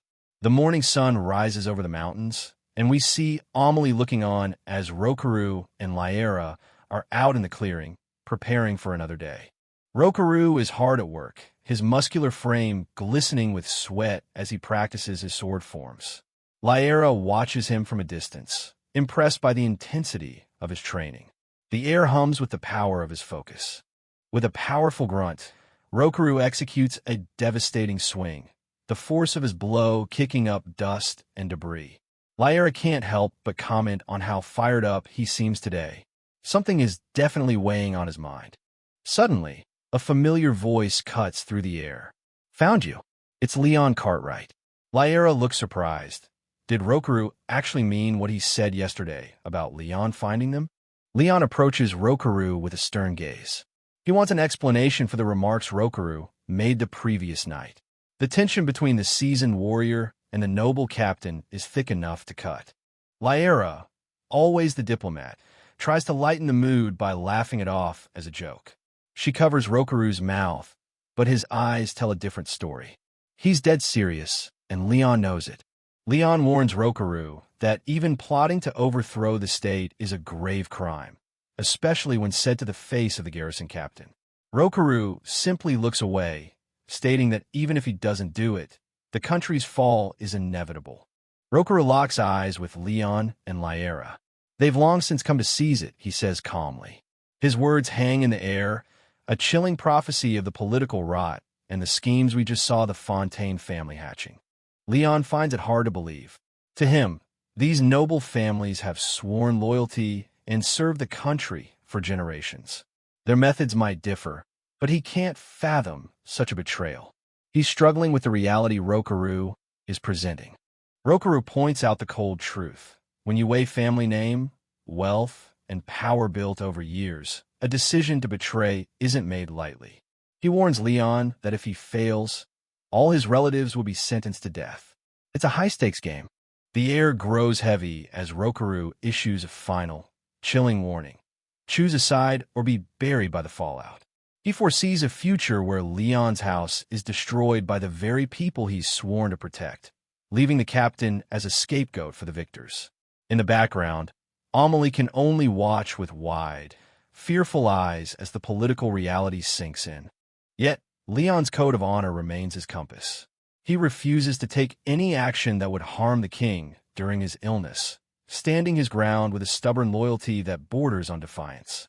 It's this same rigid sense of justice that will guide his next decision when the conversation turns to the fate of the disgraced Christophe Fontaine. Leon Cartwright isn't one to play dirty. When the idea of taking Christophe Fontaine hostage is brought up, he shuts it down immediately, calling it a fool's move. Meanwhile, Lyra's curiosity piqued. She wonders what exactly happened to that man after their recent confrontation. The news isn't what Lyra wanted to hear. Leon explains that Duke Fontaine bailed his son out before dawn. This sends Lyra into a mini-rage. She's convinced that letting Christophe go was a mistake and that they should have just finished him off when they had the chance. Roku takes it all in with his usual stoicism, lounging as Leon explains the grim reality of Fontaine's influence over the national treasury. But there's a silver lining. Leon confiscated a small vial of medicine from Christophe, and it's currently being thoroughly examined. It wasn't exactly a free release. The investigation has some heavy backing. Leon reveals that Guild Master Keith is personally helping out. Lyra finds this a bit odd. The Guild Master has been unusually cooperative ever since she reported the mutated kobold incident. What's his angle? Guild Master Keith is no ordinary bureaucrat. He's a specialist in pharmacology and medicine whose achievements earned him his current position. Even Amelie is impressed, calling him an amazing person. Leon seems to be watching Lyra's reaction closely, perhaps gauging how much she knows about the man. There's more to the story. Leon points out that Keith personally vouched for Rokaru's identity when he arrived at the capital. It seems Keith has a special interest in their group, especially Lyra, even though she claims not to know him very well. Leon checks his watch. The analysis results should be ready by noon. He asks the group if they're ready to hear the truth behind that mysterious medicine. Rokaru looks ready for anything, while Lyra and Amelie are eager to finally get some answers. Let's go, Leon says. Leon leads the way through the cobblestone streets, toward the guild's impressive headquarters. It's a grand building, marked with a massive horn, a symbol of the challenges and rewards that lie within its walls for adventurers. Walking toward the back in trance, Rokaru notices Lyra seems unusually happy. For her, any truth is better than staying in the dark. Plus, if this medicine is the source of the world's recent abnormalities, they might finally have a way to expose Christophe's misdeeds. Leon opens the door to the inner sanctum of the guild. He's determined to use the truth to kill two birds with one stone, stopping the mutations and bringing down the corrupt Fontaine family. Any truth, no matter how grim, is a weapon they can use. Inside, they are greeted by the man himself. Guildmaster Keith welcomes them with a warm, if somewhat enigmatic smile. "Oya, you two came together," he notes, looking at Rokaru and Lyra. He's been expecting them. The group settles into Keith's private room. It's a bit cramped, but the guildmaster is a gracious host, offering them seats and a freshly brewed pot of tea. The atmosphere is strangely calm, given the weight of what they're about to discuss. Lyra sips her tea, feeling a bit self-conscious.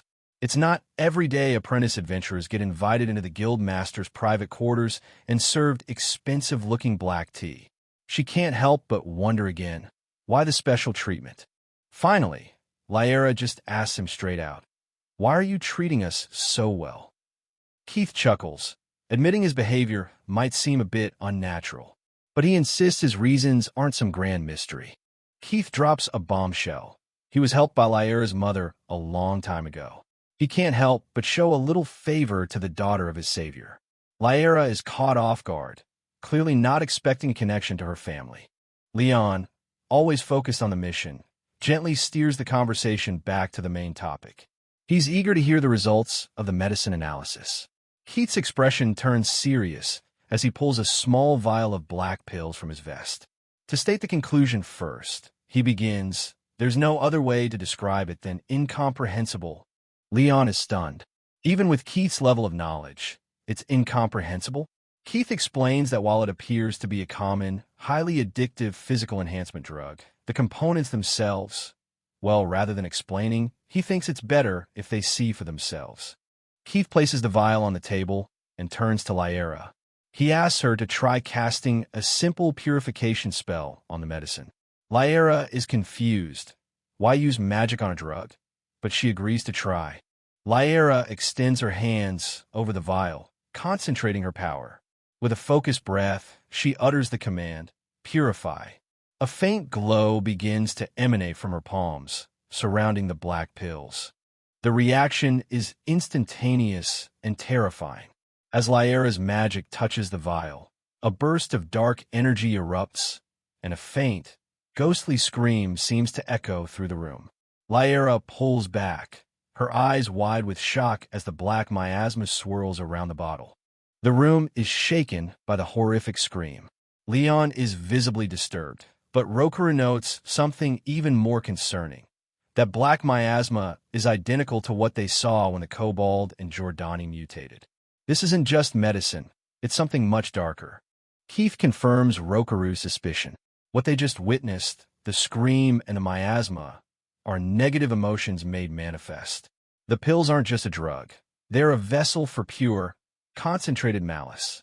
The group can only watch in silence as the darkness dissipates. Keith explains that the ability to imprint emotions onto a mere substance is far beyond what any human is capable of. It's a level of alchemy or magic that shouldn't exist in their world. He's reached the limit of his field, and he's clearly troubled by the implications. Guildmaster Keith's voice drops to a grave whisper, suggesting that this medicine isn't human-made, but the work of a god. The revelation sends a tremor through Lyra, another deity, interfering in this world. She stares at the vial, her mind reeling at the possibility of a rival power lurking in the shadows. The mystery has deepened into something far more ancient and terrifying. As Lyra tries to process the existence of another divine entity, the silence in the room becomes heavy with the scale of this new threat. But the quiet moment is short-lived, as the peace they've found is about to be punctured by a sudden, urgent disturbance.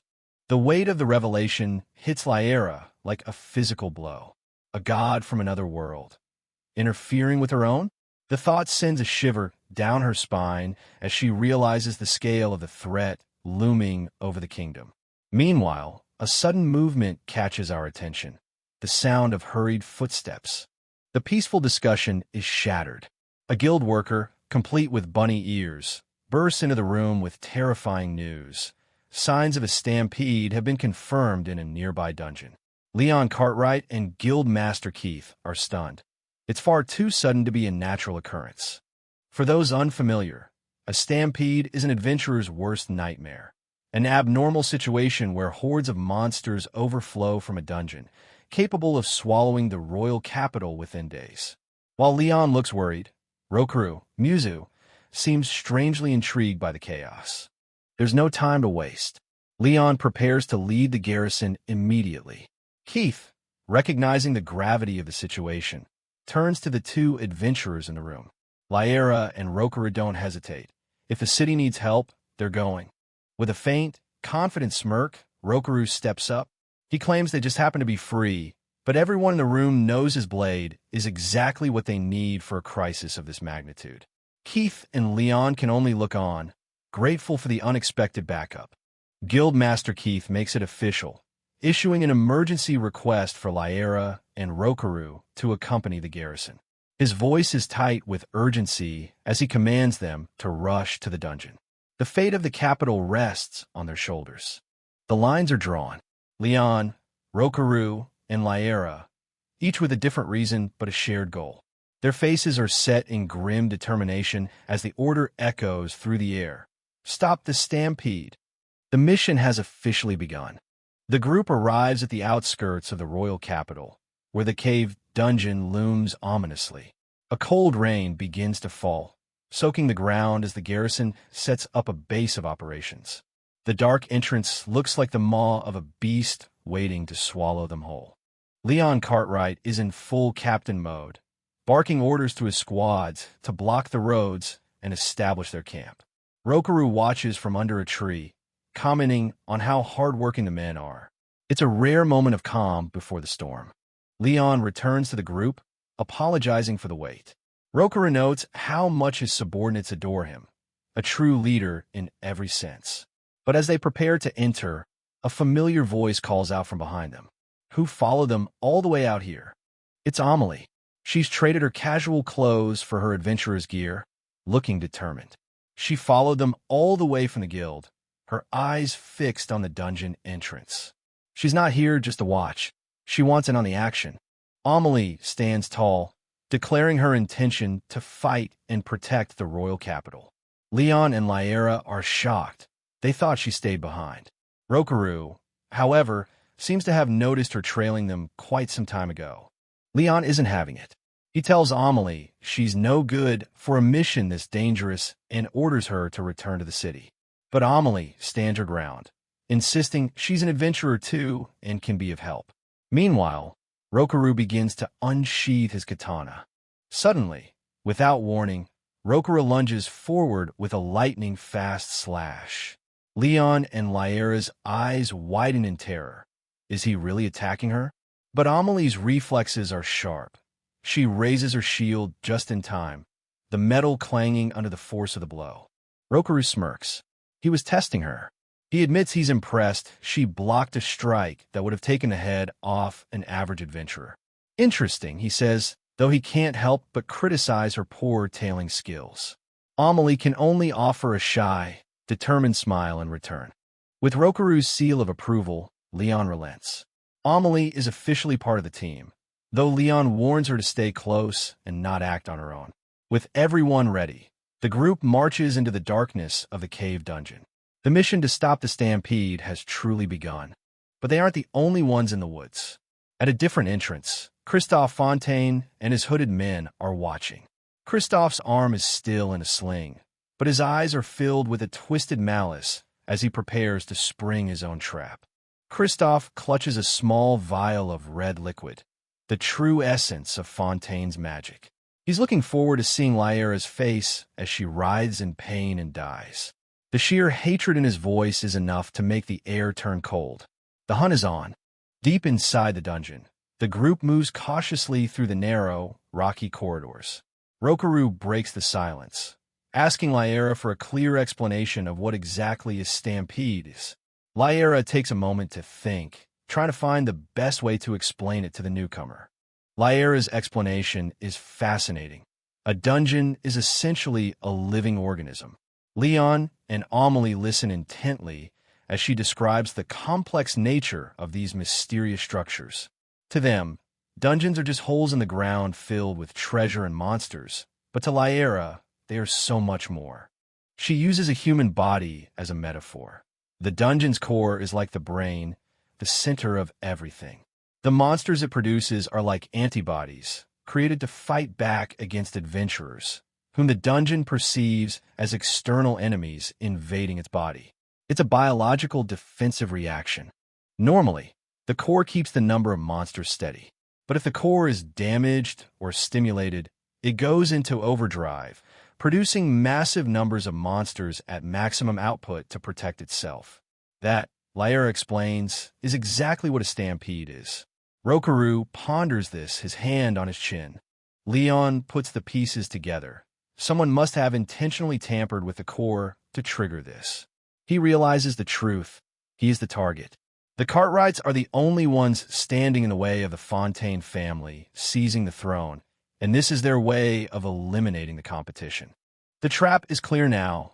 Lure the garrison captain and his strongest allies into the dungeon, trigger a stampede, and wipe them out in one clean sweep. Lyra is horrified. They're walking straight into a massacre. But Leon's resolve doesn't waver. Leon Cartwright stands tall. He has no intention of blindly following the enemy's plan, but he also cannot ignore the stampede. Regardless of the trap, he must fulfill his duty to protect the capital.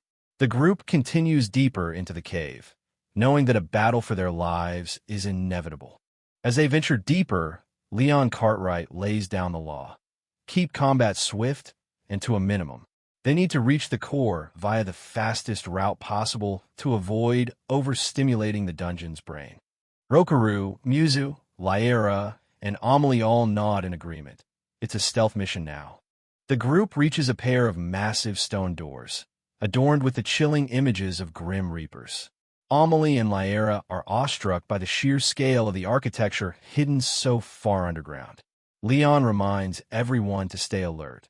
This is where the true dungeon begins. While the others are impressed, Rokaru finds the intricate design a bit tacky, claiming he'd make it much simpler. Leon just sighs and pushes the heavy doors open. It's time to step into the unknown. They enter a grand, vaulted hall, their torches struggling to push back the oppressive darkness. The silence of the ancient structure is almost as heavy as the stone above their heads. Every footstep echoes, making them feel like tiny intruders in a giant's palace. The scale of the place is disorienting. Rokaru looks up, amazed that he can't even see the ceiling. Leon, however, is focused on the lack of monsters. It's far too quiet for a dungeon that's supposedly on the verge of a stampede.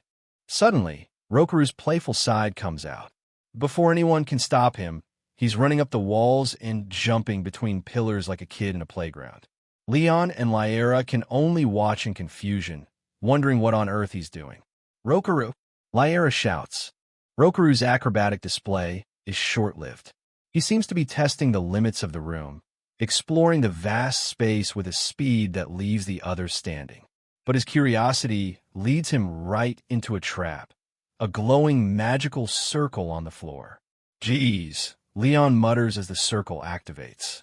A flash of light, and Rokaru is gone, only to reappear a split second later, hovering in midair right back where he started. He looks more surprised than hurt, but the magical circle has clearly done its job of keeping him grounded.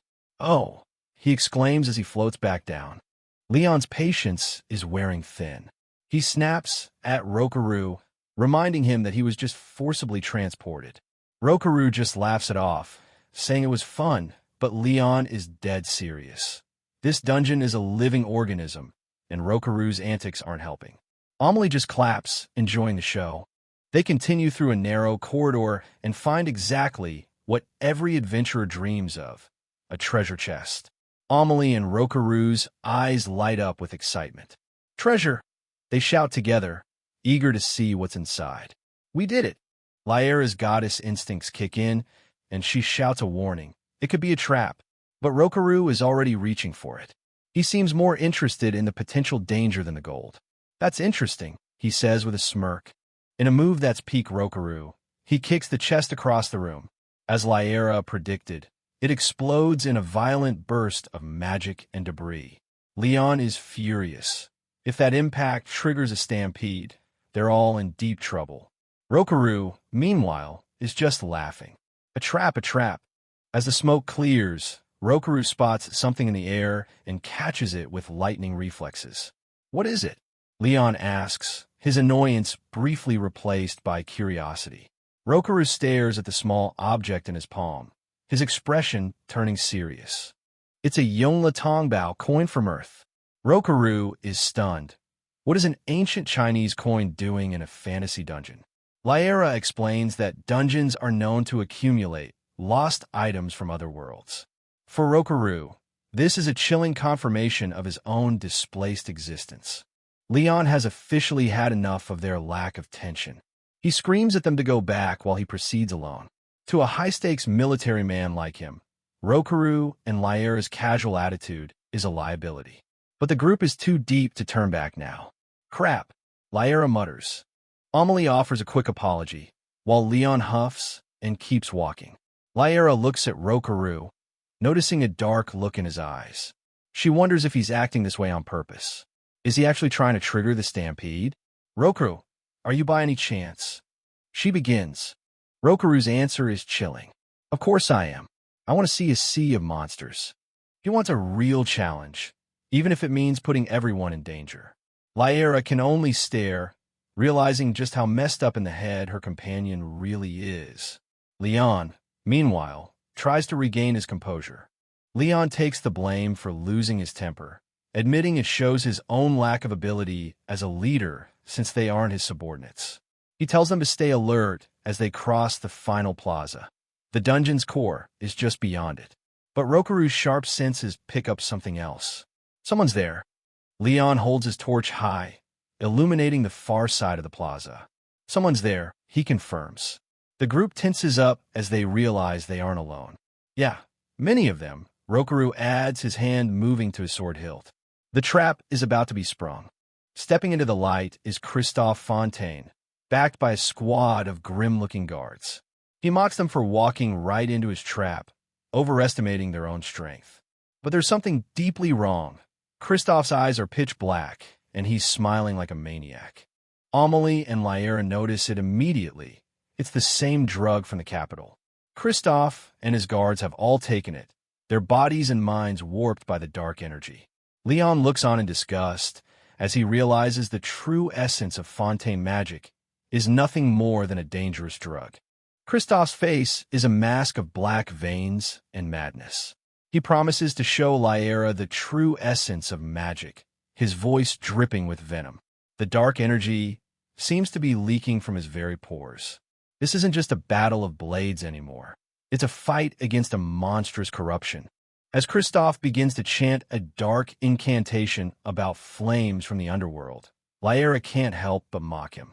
Calling it the essence when you rely on drugs? To a real goddess like her, it's pathetic. But Christophe is beyond reason, focused only on engulfing his mortal enemy in flames. Christophe unleashes a massive, swirling wave of dark fire, his hellfire flow. The black flames roar across the plaza, aimed directly at our heroes. Leon and Rokaru stand their ground, while Lyra prepares to show what real magic looks like. The tension in the air is electric. With a calm, confident expression, Lyra counters with Vortex Sphere.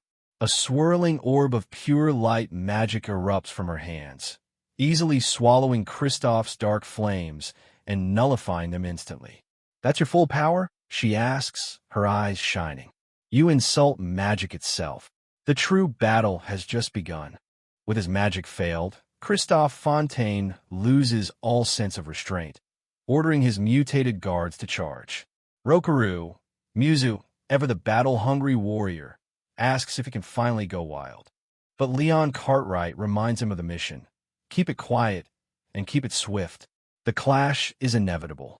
The plaza erupts into a whirlwind of steel. Leon and Rokaru move like shadows, their blades cutting through the darkness. Leon engages a guard, his sword finding its mark with lethal precision. Despite the corruption, these guards are still soldiers, and they fight with a desperate, warped ferocity.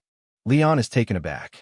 As he strikes down another opponent, he realizes the strength of these mere soldiers is completely abnormal.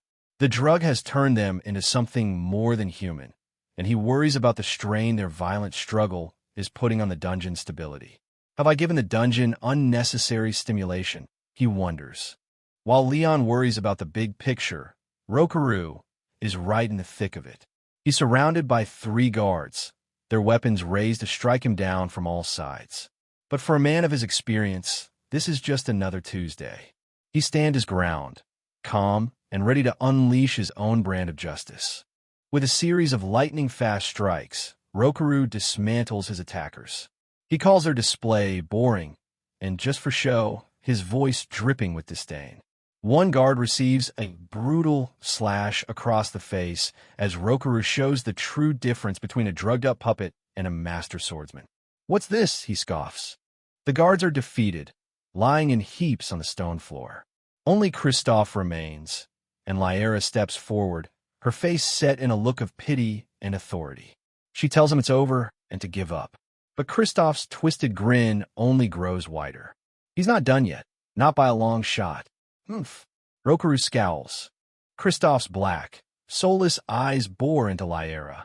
He mocks her for thinking she's won, claiming it's she who has overestimated her power.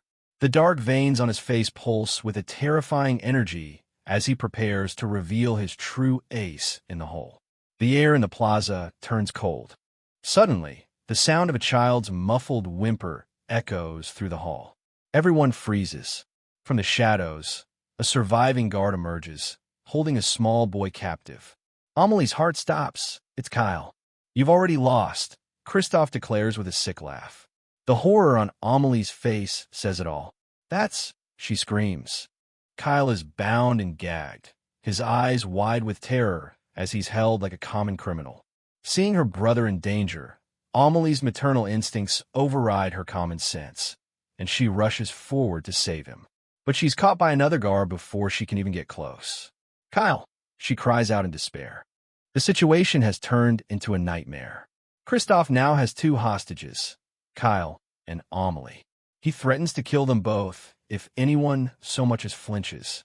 Leon, Rokaru, and Lyra are forced to stop in their tracks, their power useless against such a cowardly and cruel tactic. Stop right there, Kristoff commands. Everyone, drop your weapons. Kristoff's voice is cold and absolute. One by one, their blades hit the stone floor with a series of hollow clangs. Rokaru and Leon look on with simmering rage, but they have no choice. Kristoff watches them, savoring the moment.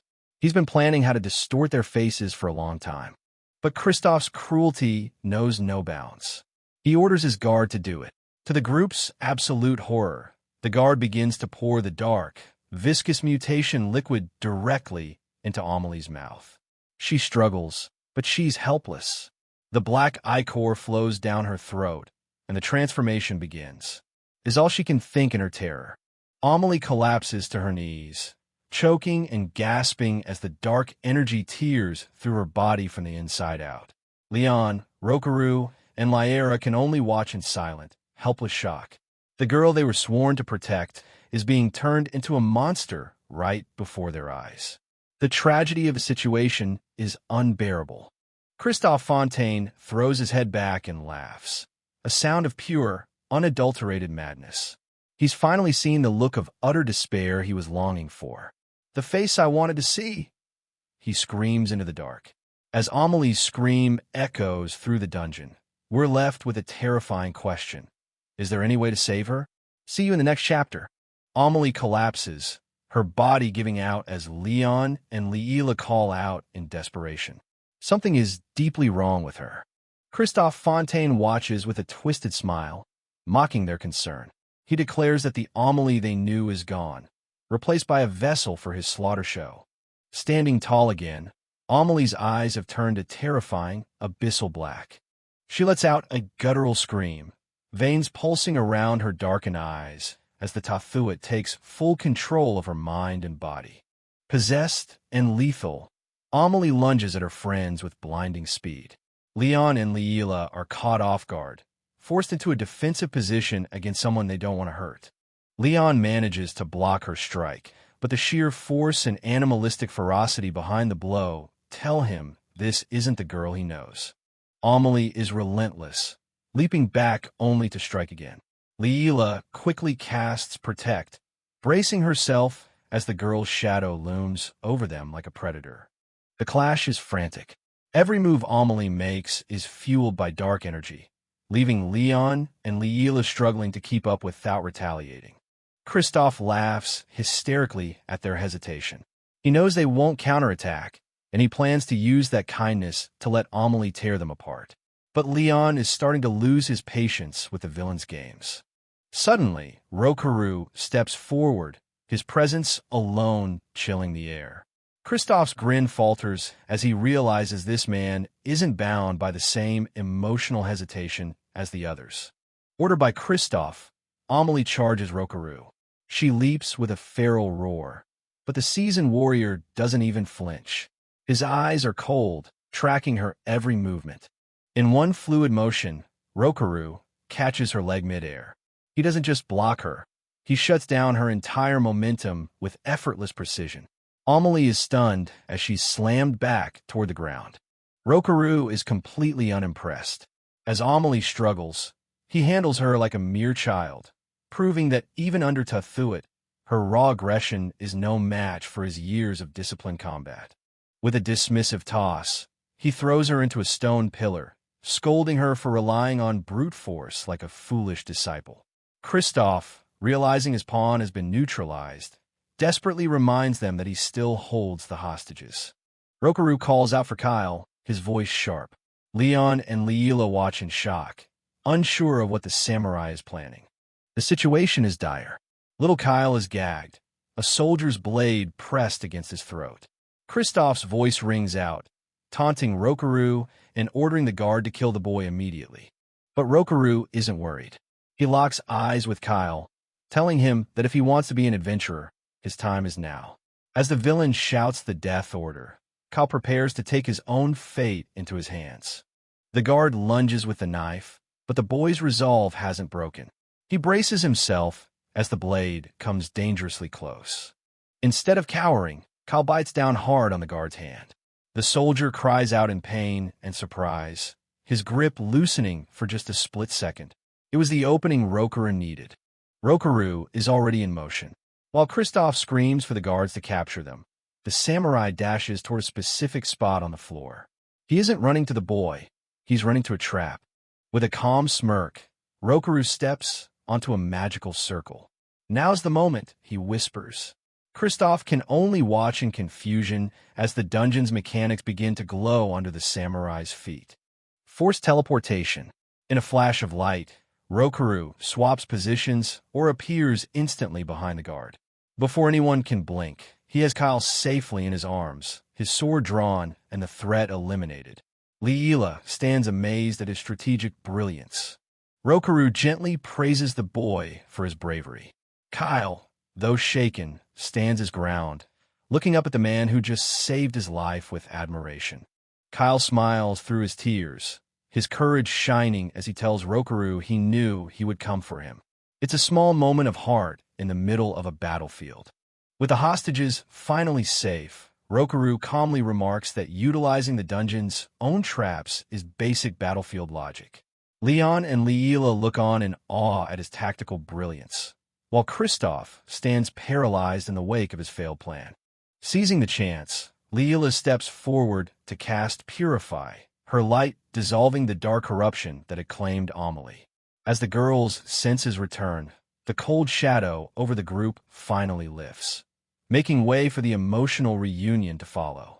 Kyle embraces Amelie tightly, tears of relief streaming down both their faces.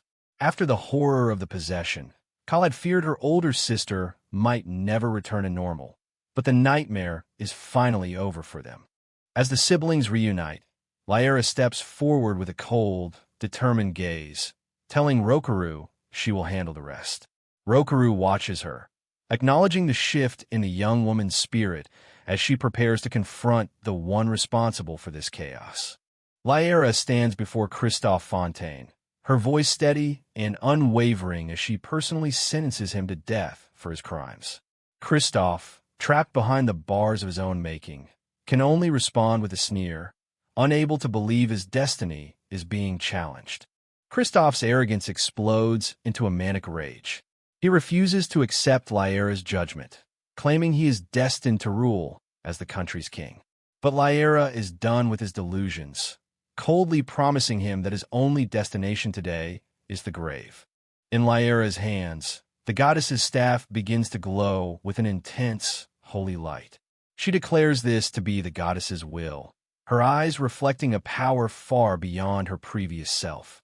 Kristoff screams for her to shut up, his face contorted in a terrifying mask of black-veined fury. He lunges one last time, desperate to extinguish the light that threatens to end his ambitions. Lyra doesn't flinch. She stands her ground as a massive surge of dark magic erupts from Kristoff, but she is already weaving a counterspell that will seal his fate forever. She watches his magic with a critical, almost disappointed eye. She tells him his spells are useless and boring because they follow the spellbook too exactly, lacking the true spirit of innovation. Kristoff's expression shifts from rage to a chilling realization that he has fundamentally underestimated her. Leon and Rokaru look on as Lyra continues to lecture the fallen noble. She believes she can do more than just follow rules. She is the law of this world. Kristoff is left stammering, his power draining as she prepares her final move. With a serene smile, Lyra reveals she has created a brand new magic. Dark vines erupt from the ground, lashing around Kristoff and binding him tightly as he realizes he's truly helpless. The climax of her power manifests as a massive light cross. Kristoff is pinned to it, crucified by divine light and thorny vines. He screams in agony, begging to live, but Lyra stands before him like an unyielding judge, her staff radiating the finality of his sentence. The brutality of the magic leaves even Leon and Rokaru stunned. Leon leans down to tell the terrified Amelie and Kyle to remember this moment, to never, ever make Lyra mad. Rokaru merely smirks, intrigued by the vile technique she just demonstrated. The judgment is passed. Lyra looks at Rokaru and calmly tells him there's no turning back now, ordering him to take care of the beheading. Leon's face is grim, realizing the innocent girl they once knew has been forged into something much harder. Leon tries to protect the siblings from the gruesome sight, telling Amelie not to look at what Rokaru is doing. Behind them, Rokaru carries out the execution with a casual, chilling efficiency, holding Kristoff's severed head as if it were a mere trophy. Suddenly, a massive tremor shakes the entire dungeon. Dust and debris fall from the ceiling as cracks spiderweb across the massive stone pillars. The group looks around in alarm, sensing a new, much larger threat approaching. Rokaru's expression shifts to one of grim excitement. He recognizes the sound and the shifting energy. It's a stampede. Leon and Lyra look on in shock, realizing the true chaos is only just beginning. Deep in the shadows of the dungeon, a mysterious black orb pulses with malevolent energy. The group stands before it, dwarfed by the sheer scale of the cavern as the cracks in the ceiling continue to widen.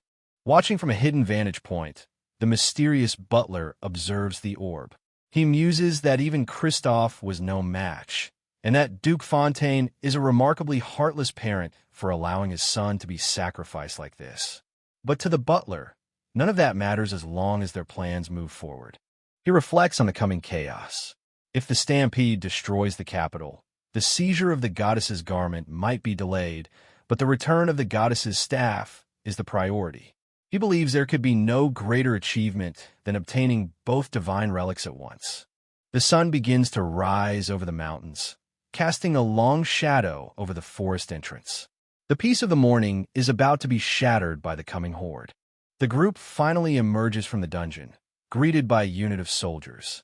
Leon waves them forward, relieved to announce that everyone is safe. Amelie and Kyle are exhausted, leaning on each other for support as they finally breathe the fresh air outside. Leon quickly informs the guards of the situation.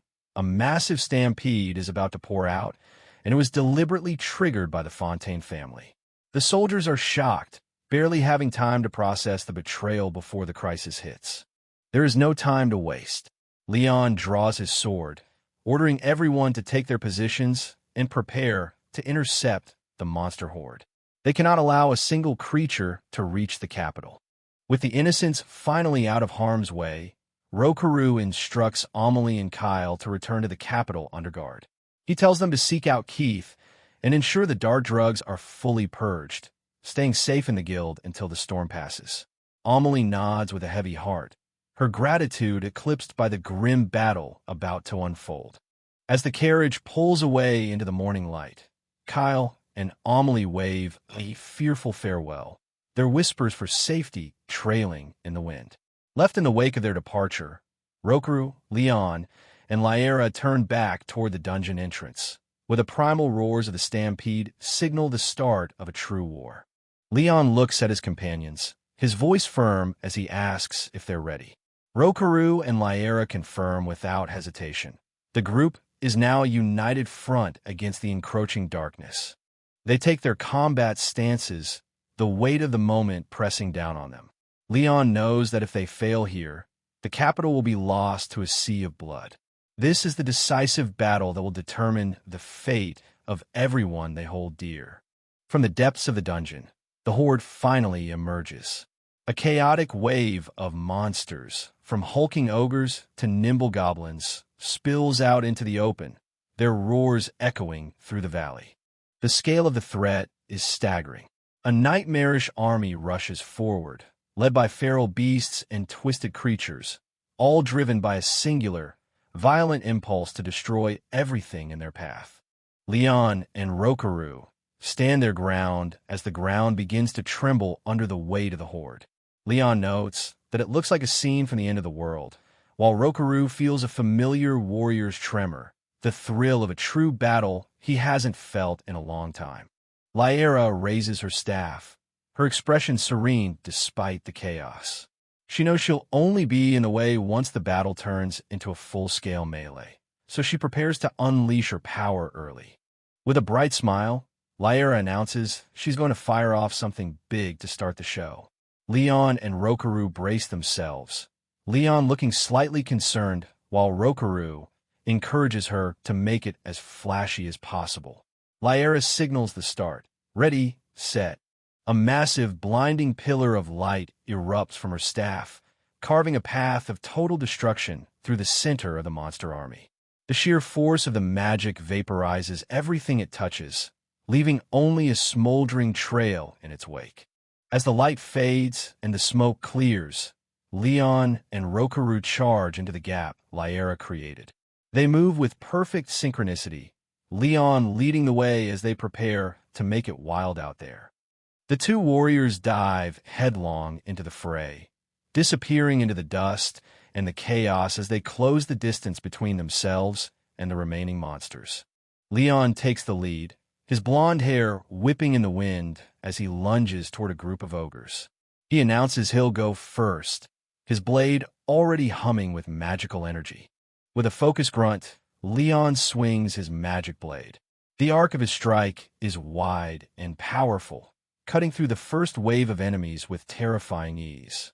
He doesn't just hit them, he cleaves through their very defenses. The impact of his strike sends monsters flying in all directions. Goblins are tossed like rag dolls, and even the larger beasts are staggered by the sheer force of Leon's onslaught. Leon doesn't stop, leaping into the air for a devastating downward strike. He slams his blade into the ground with a thunderous H-A-H, creating a localized shockwave that pulverizes the earth and anything standing on it. Watching from nearby, Rokaru is genuinely impressed by Leon's display. He notes that Leon's earth-splitting slash is a fascinating use of a magic blade, acknowledging the knight's formidable skill. Not wanting to be outdone, Rokaru leaps into the heart of the horde. He declares he can't let himself fall behind, his eyes sharpening as he targets a massive ogre looming over him. Rokaru moves like a blur, his movements a masterclass in efficiency and speed. In several rapid panels, we see him dodge a massive club, slip under an ogre's guard, and deliver a series of lethal slashes that leave his enemies falling before they even realize they've been hit. An ogre swings a massive axe at him, but Rokaru ducks with casual ease, his blade already positioned for a counter. He flows through the battlefield with a grace that contradicts the violence around him. With a manic grin, Rokaru delivers a final, devastating blow to a giant monster. He mocks their efforts, asking, "Is that all you've got?" as he stands amidst the carnage, his thirst for battle only growing. Nearby, the royal guards hold the line, their shields locked and their spirits bolstered by the heroic efforts of Leon and Rokaru. They shout orders to each other, determined not to let a single monster break through their formation. The battlefield is a chaotic tapestry of fire, steel, and blood. Monsters and men clash in a desperate struggle for survival, with Lyra watching from a distance, her magic ready to support the front lines whenever needed. High above the fray, Duke Fontaine watches the battle with a cold, calculating gaze. He acknowledges the incredible strength of Leon and Rokaru, noting that even a stampede doesn't seem enough to stop them. But he isn't finished yet. He has another plan in motion. Duke Fontaine decides it's time to conduct a little experiment. He gestures toward an undead wolf, his voice chilling as he orders it to show him just how much power a mere undead beast can wield. The creature's eyes glow with a malevolent light as it prepares to enter the fray. Leon sweeps his blade in a final, massive arc, scattering the latest surge of enemies into the dust. He has been a whirlwind of destruction, but the relentless pressure of the endless wave is finally starting to wear on his strength. Suddenly, the roar of battle gives way to an eerie silence. Leon pauses, his eyes narrowing as he senses a sudden, unnatural shift in the air. The monster horde's momentum has died down completely, and as he stares toward the horizon, he feels the approach of something far more sinister than anything they've faced so far.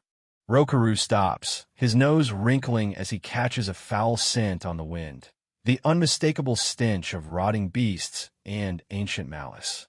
Something far worse than a normal monster is approaching. Leon and Rokaru both feel the shift in the air as a thick, black mist begins to crawl across the battlefield. Nearby, soldiers are already gasping for air, their faces pale with terror as Lyra looks on in shock, sensing the dark energy within the fog. Then it emerges, a massive, skeletal creature of nightmares. The undead wolf, Garm, towers over them, a fallen knight dangling helplessly from its jagged jaws as it lets out a guttural, earth-shaking growl. Rokaru identifies the source of the rot with a smirk. The wolf doesn't hesitate, swinging its massive head and tossing the broken body of the knight aside as if he were nothing more than a scrap of meat. The sight is too much for Leon. He watches in horror as his comrades fall, one after another. He rushes to a fallen soldier, but his heart sinks as he realizes the man is already beyond help, his breathing stopped by the wolf's deadly presence. Garm lets out a horrific spray of toxic gas, a thick cloud of corruption that sends the remaining soldiers into a panic. Gas! They scream, clutching their throats as the fog threatens to consume the entire front line. But Rokaru remains unfazed. With a confident laugh, he declares it's nothing but smoke. He whips his sleeves and his blade in a rapid, swirling motion, the sheer pressure of his movements blowing the toxic fog back toward the beast. Rokaru is in his element. He reflects on past wars, finding this stampede to be lukewarm at best compared to the battles he survived. For him, the real fight is only just beginning. With a manic, wide-eyed grin, Rokaru turns his attention to Garm. "What about you, monster wolf?" he taunts, his eyes blazing with a dangerous hunger for battle. "Can you satisfy this hunger of mine?" The samurai leaps with incredible agility, clearing Garm's massive, furred paw by a hair's breadth. He moves with a speed that defies the creature's colossal scale, a tiny figure against a mountain of death. In several rapid panels, Rokaru weaves through the wolf's frantic strikes, dodging every bite and claw with the ease of a man dancing through a summer rain. The wolf roars in frustration, unable to pin down its elusive prey. Leon rushes to his side, asking if Rokaru is unharmed. They stand together, two elite warriors amidst the chaos, while the rest of the monster horde continues to charge in the background, a never-ending wave of violence. Lyra raises her staff, telling the duo to leave the small fry to her. She unleashes a massive magic explosion that clears the weaker monsters, her expression turning serious as she takes charge of the supporting lines. Lyra shouts words of encouragement to Leon and Rokaru, reminding them that they're the strongest on the continent. She tells them to hurry up and finish it. As the soldiers behind her let out a collective cheer, their morale restored by their leader's strength. The two swordsmen share a brief, silent understanding. With a simple, and they prepare their final coordinated assault, the air crackling with the intensity of their combined resolve. They dash forward as one, two streaks of light and shadow closing in on the undead wolf as it lets out a final, desperate roar. The climax of the battle has finally arrived. Garm lunges, its massive frame smashing into the ground and sending shockwaves through the earth. But the heroes are already airborne, their eyes locked on the creature's weak points. Rokaru performs a massive, gravity-defying aerial maneuver, his blade carving a path of sparks against Garm's stone-hard hide. "Hiya!" he screams, his laughter ringing out over the sound of the clashing steel. Rokaru lands and immediately delivers a flurry of slashes to the wolf's flank, telling the mangy beast to stay still. Meanwhile, Leon charges from the other side, his blade glowing as he prepares to land a crippling blow. Leon lands a powerful strike on the wolf's front leg, the magical energy of his blade exploding upon contact. Garm flinches, its massive eye widening in pain as it realizes its immortality is being challenged. Rokaru doesn't let up, grabbing onto the beast's massive paw and pinning it to the ground. "You stay still," he commands, his voice like iron as he sets the stage for the final strike. Rokaru delivers a massive, vertical kick that slams Garm's head into the dirt, stunning the giant beast. He tells it one last time to stay still, his expression a mask of ruthless efficiency. Leon reflects on the weight of command, his voice solemn as he declares that on the battlefield, a subordinate's death is the commander's responsibility. At the very least, he will offer Garm's life as a sacrifice for those he couldn't save. He draws his blade back, its energy reaching a fever pitch. Leon lunges, driving his glowing blade deep into Garm's maw. A massive explosion of holy light erupts, vaporizing the undead beast from the inside out and silencing its horrific scream forever. The final blow has been struck, and the dark energy fueling the stampede begins to fade. As the smoke dissipates, the heroes stand amidst the wreckage of their fallen foe. Rokaru, Leon, and Lyra share a brief moment of quiet triumph with the surviving soldiers before the exhaustion of the battle can truly set in. The threat of Garm has been neutralized, leaving the road to the capital finally clear. The swords are raised in a moment of hard-won triumph. The stampede has been broken, and the subjugation of the nightmare is finally complete.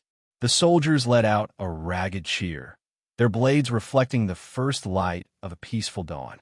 As the adrenaline fades, the exhaustion of the battle settles in. Lyra is nearly collapsing on her feet, while Leon and Rokaru begin the long march back. They expect a hero's welcome at the capital, but the eerie silence on the road begins to settle a heavy knot of unease in their stomachs. The welcome finally arrives, but it isn't what they imagined. A massive army with royal banners appears on the horizon, moving with a grim, militaristic precision. Leon and Rokaru immediately sense the shift in the atmosphere. This doesn't feel like a celebration. It feels like an ambush. Before they can even speak, the soldiers close in, surrounding Rokaru and Lyra with their halberds leveled. Lyra looks around in sheer confusion, her voice trembling as she asks what's happening. The heroes who just saved the capital are now being treated like common thieves. Leon is outraged, demanding to know if there's been some kind of mistake. He tries to explain they were protecting the city, but the soldiers' expressions remain cold and unyielding. They aren't here to listen to reason. They are here for blood. The trap is finally sprung. A high-ranking official steps forward, calling them great criminals hiding behind a mask of heroism. He declares Leon Cartwright and Rokaru under arrest for masterminding a coup and, most shockingly, for the kidnapping of Her Highness Crown Princess Gabriella. The two warriors can only stare in disbelief as the reality of the political trap sinks in. The final blow to their world comes as the soldiers drop to their knees before Lyra, addressing her as Her Highness Princess Gabriella. Lyra's eyes go wide with a mix of shock and horror as her true identity is revealed to her for the first time. "A princess?" she whispers, her voice breaking. "Me?" The chapter ends on this staggering revelation, leaving the heroes' fates hanging in the balance.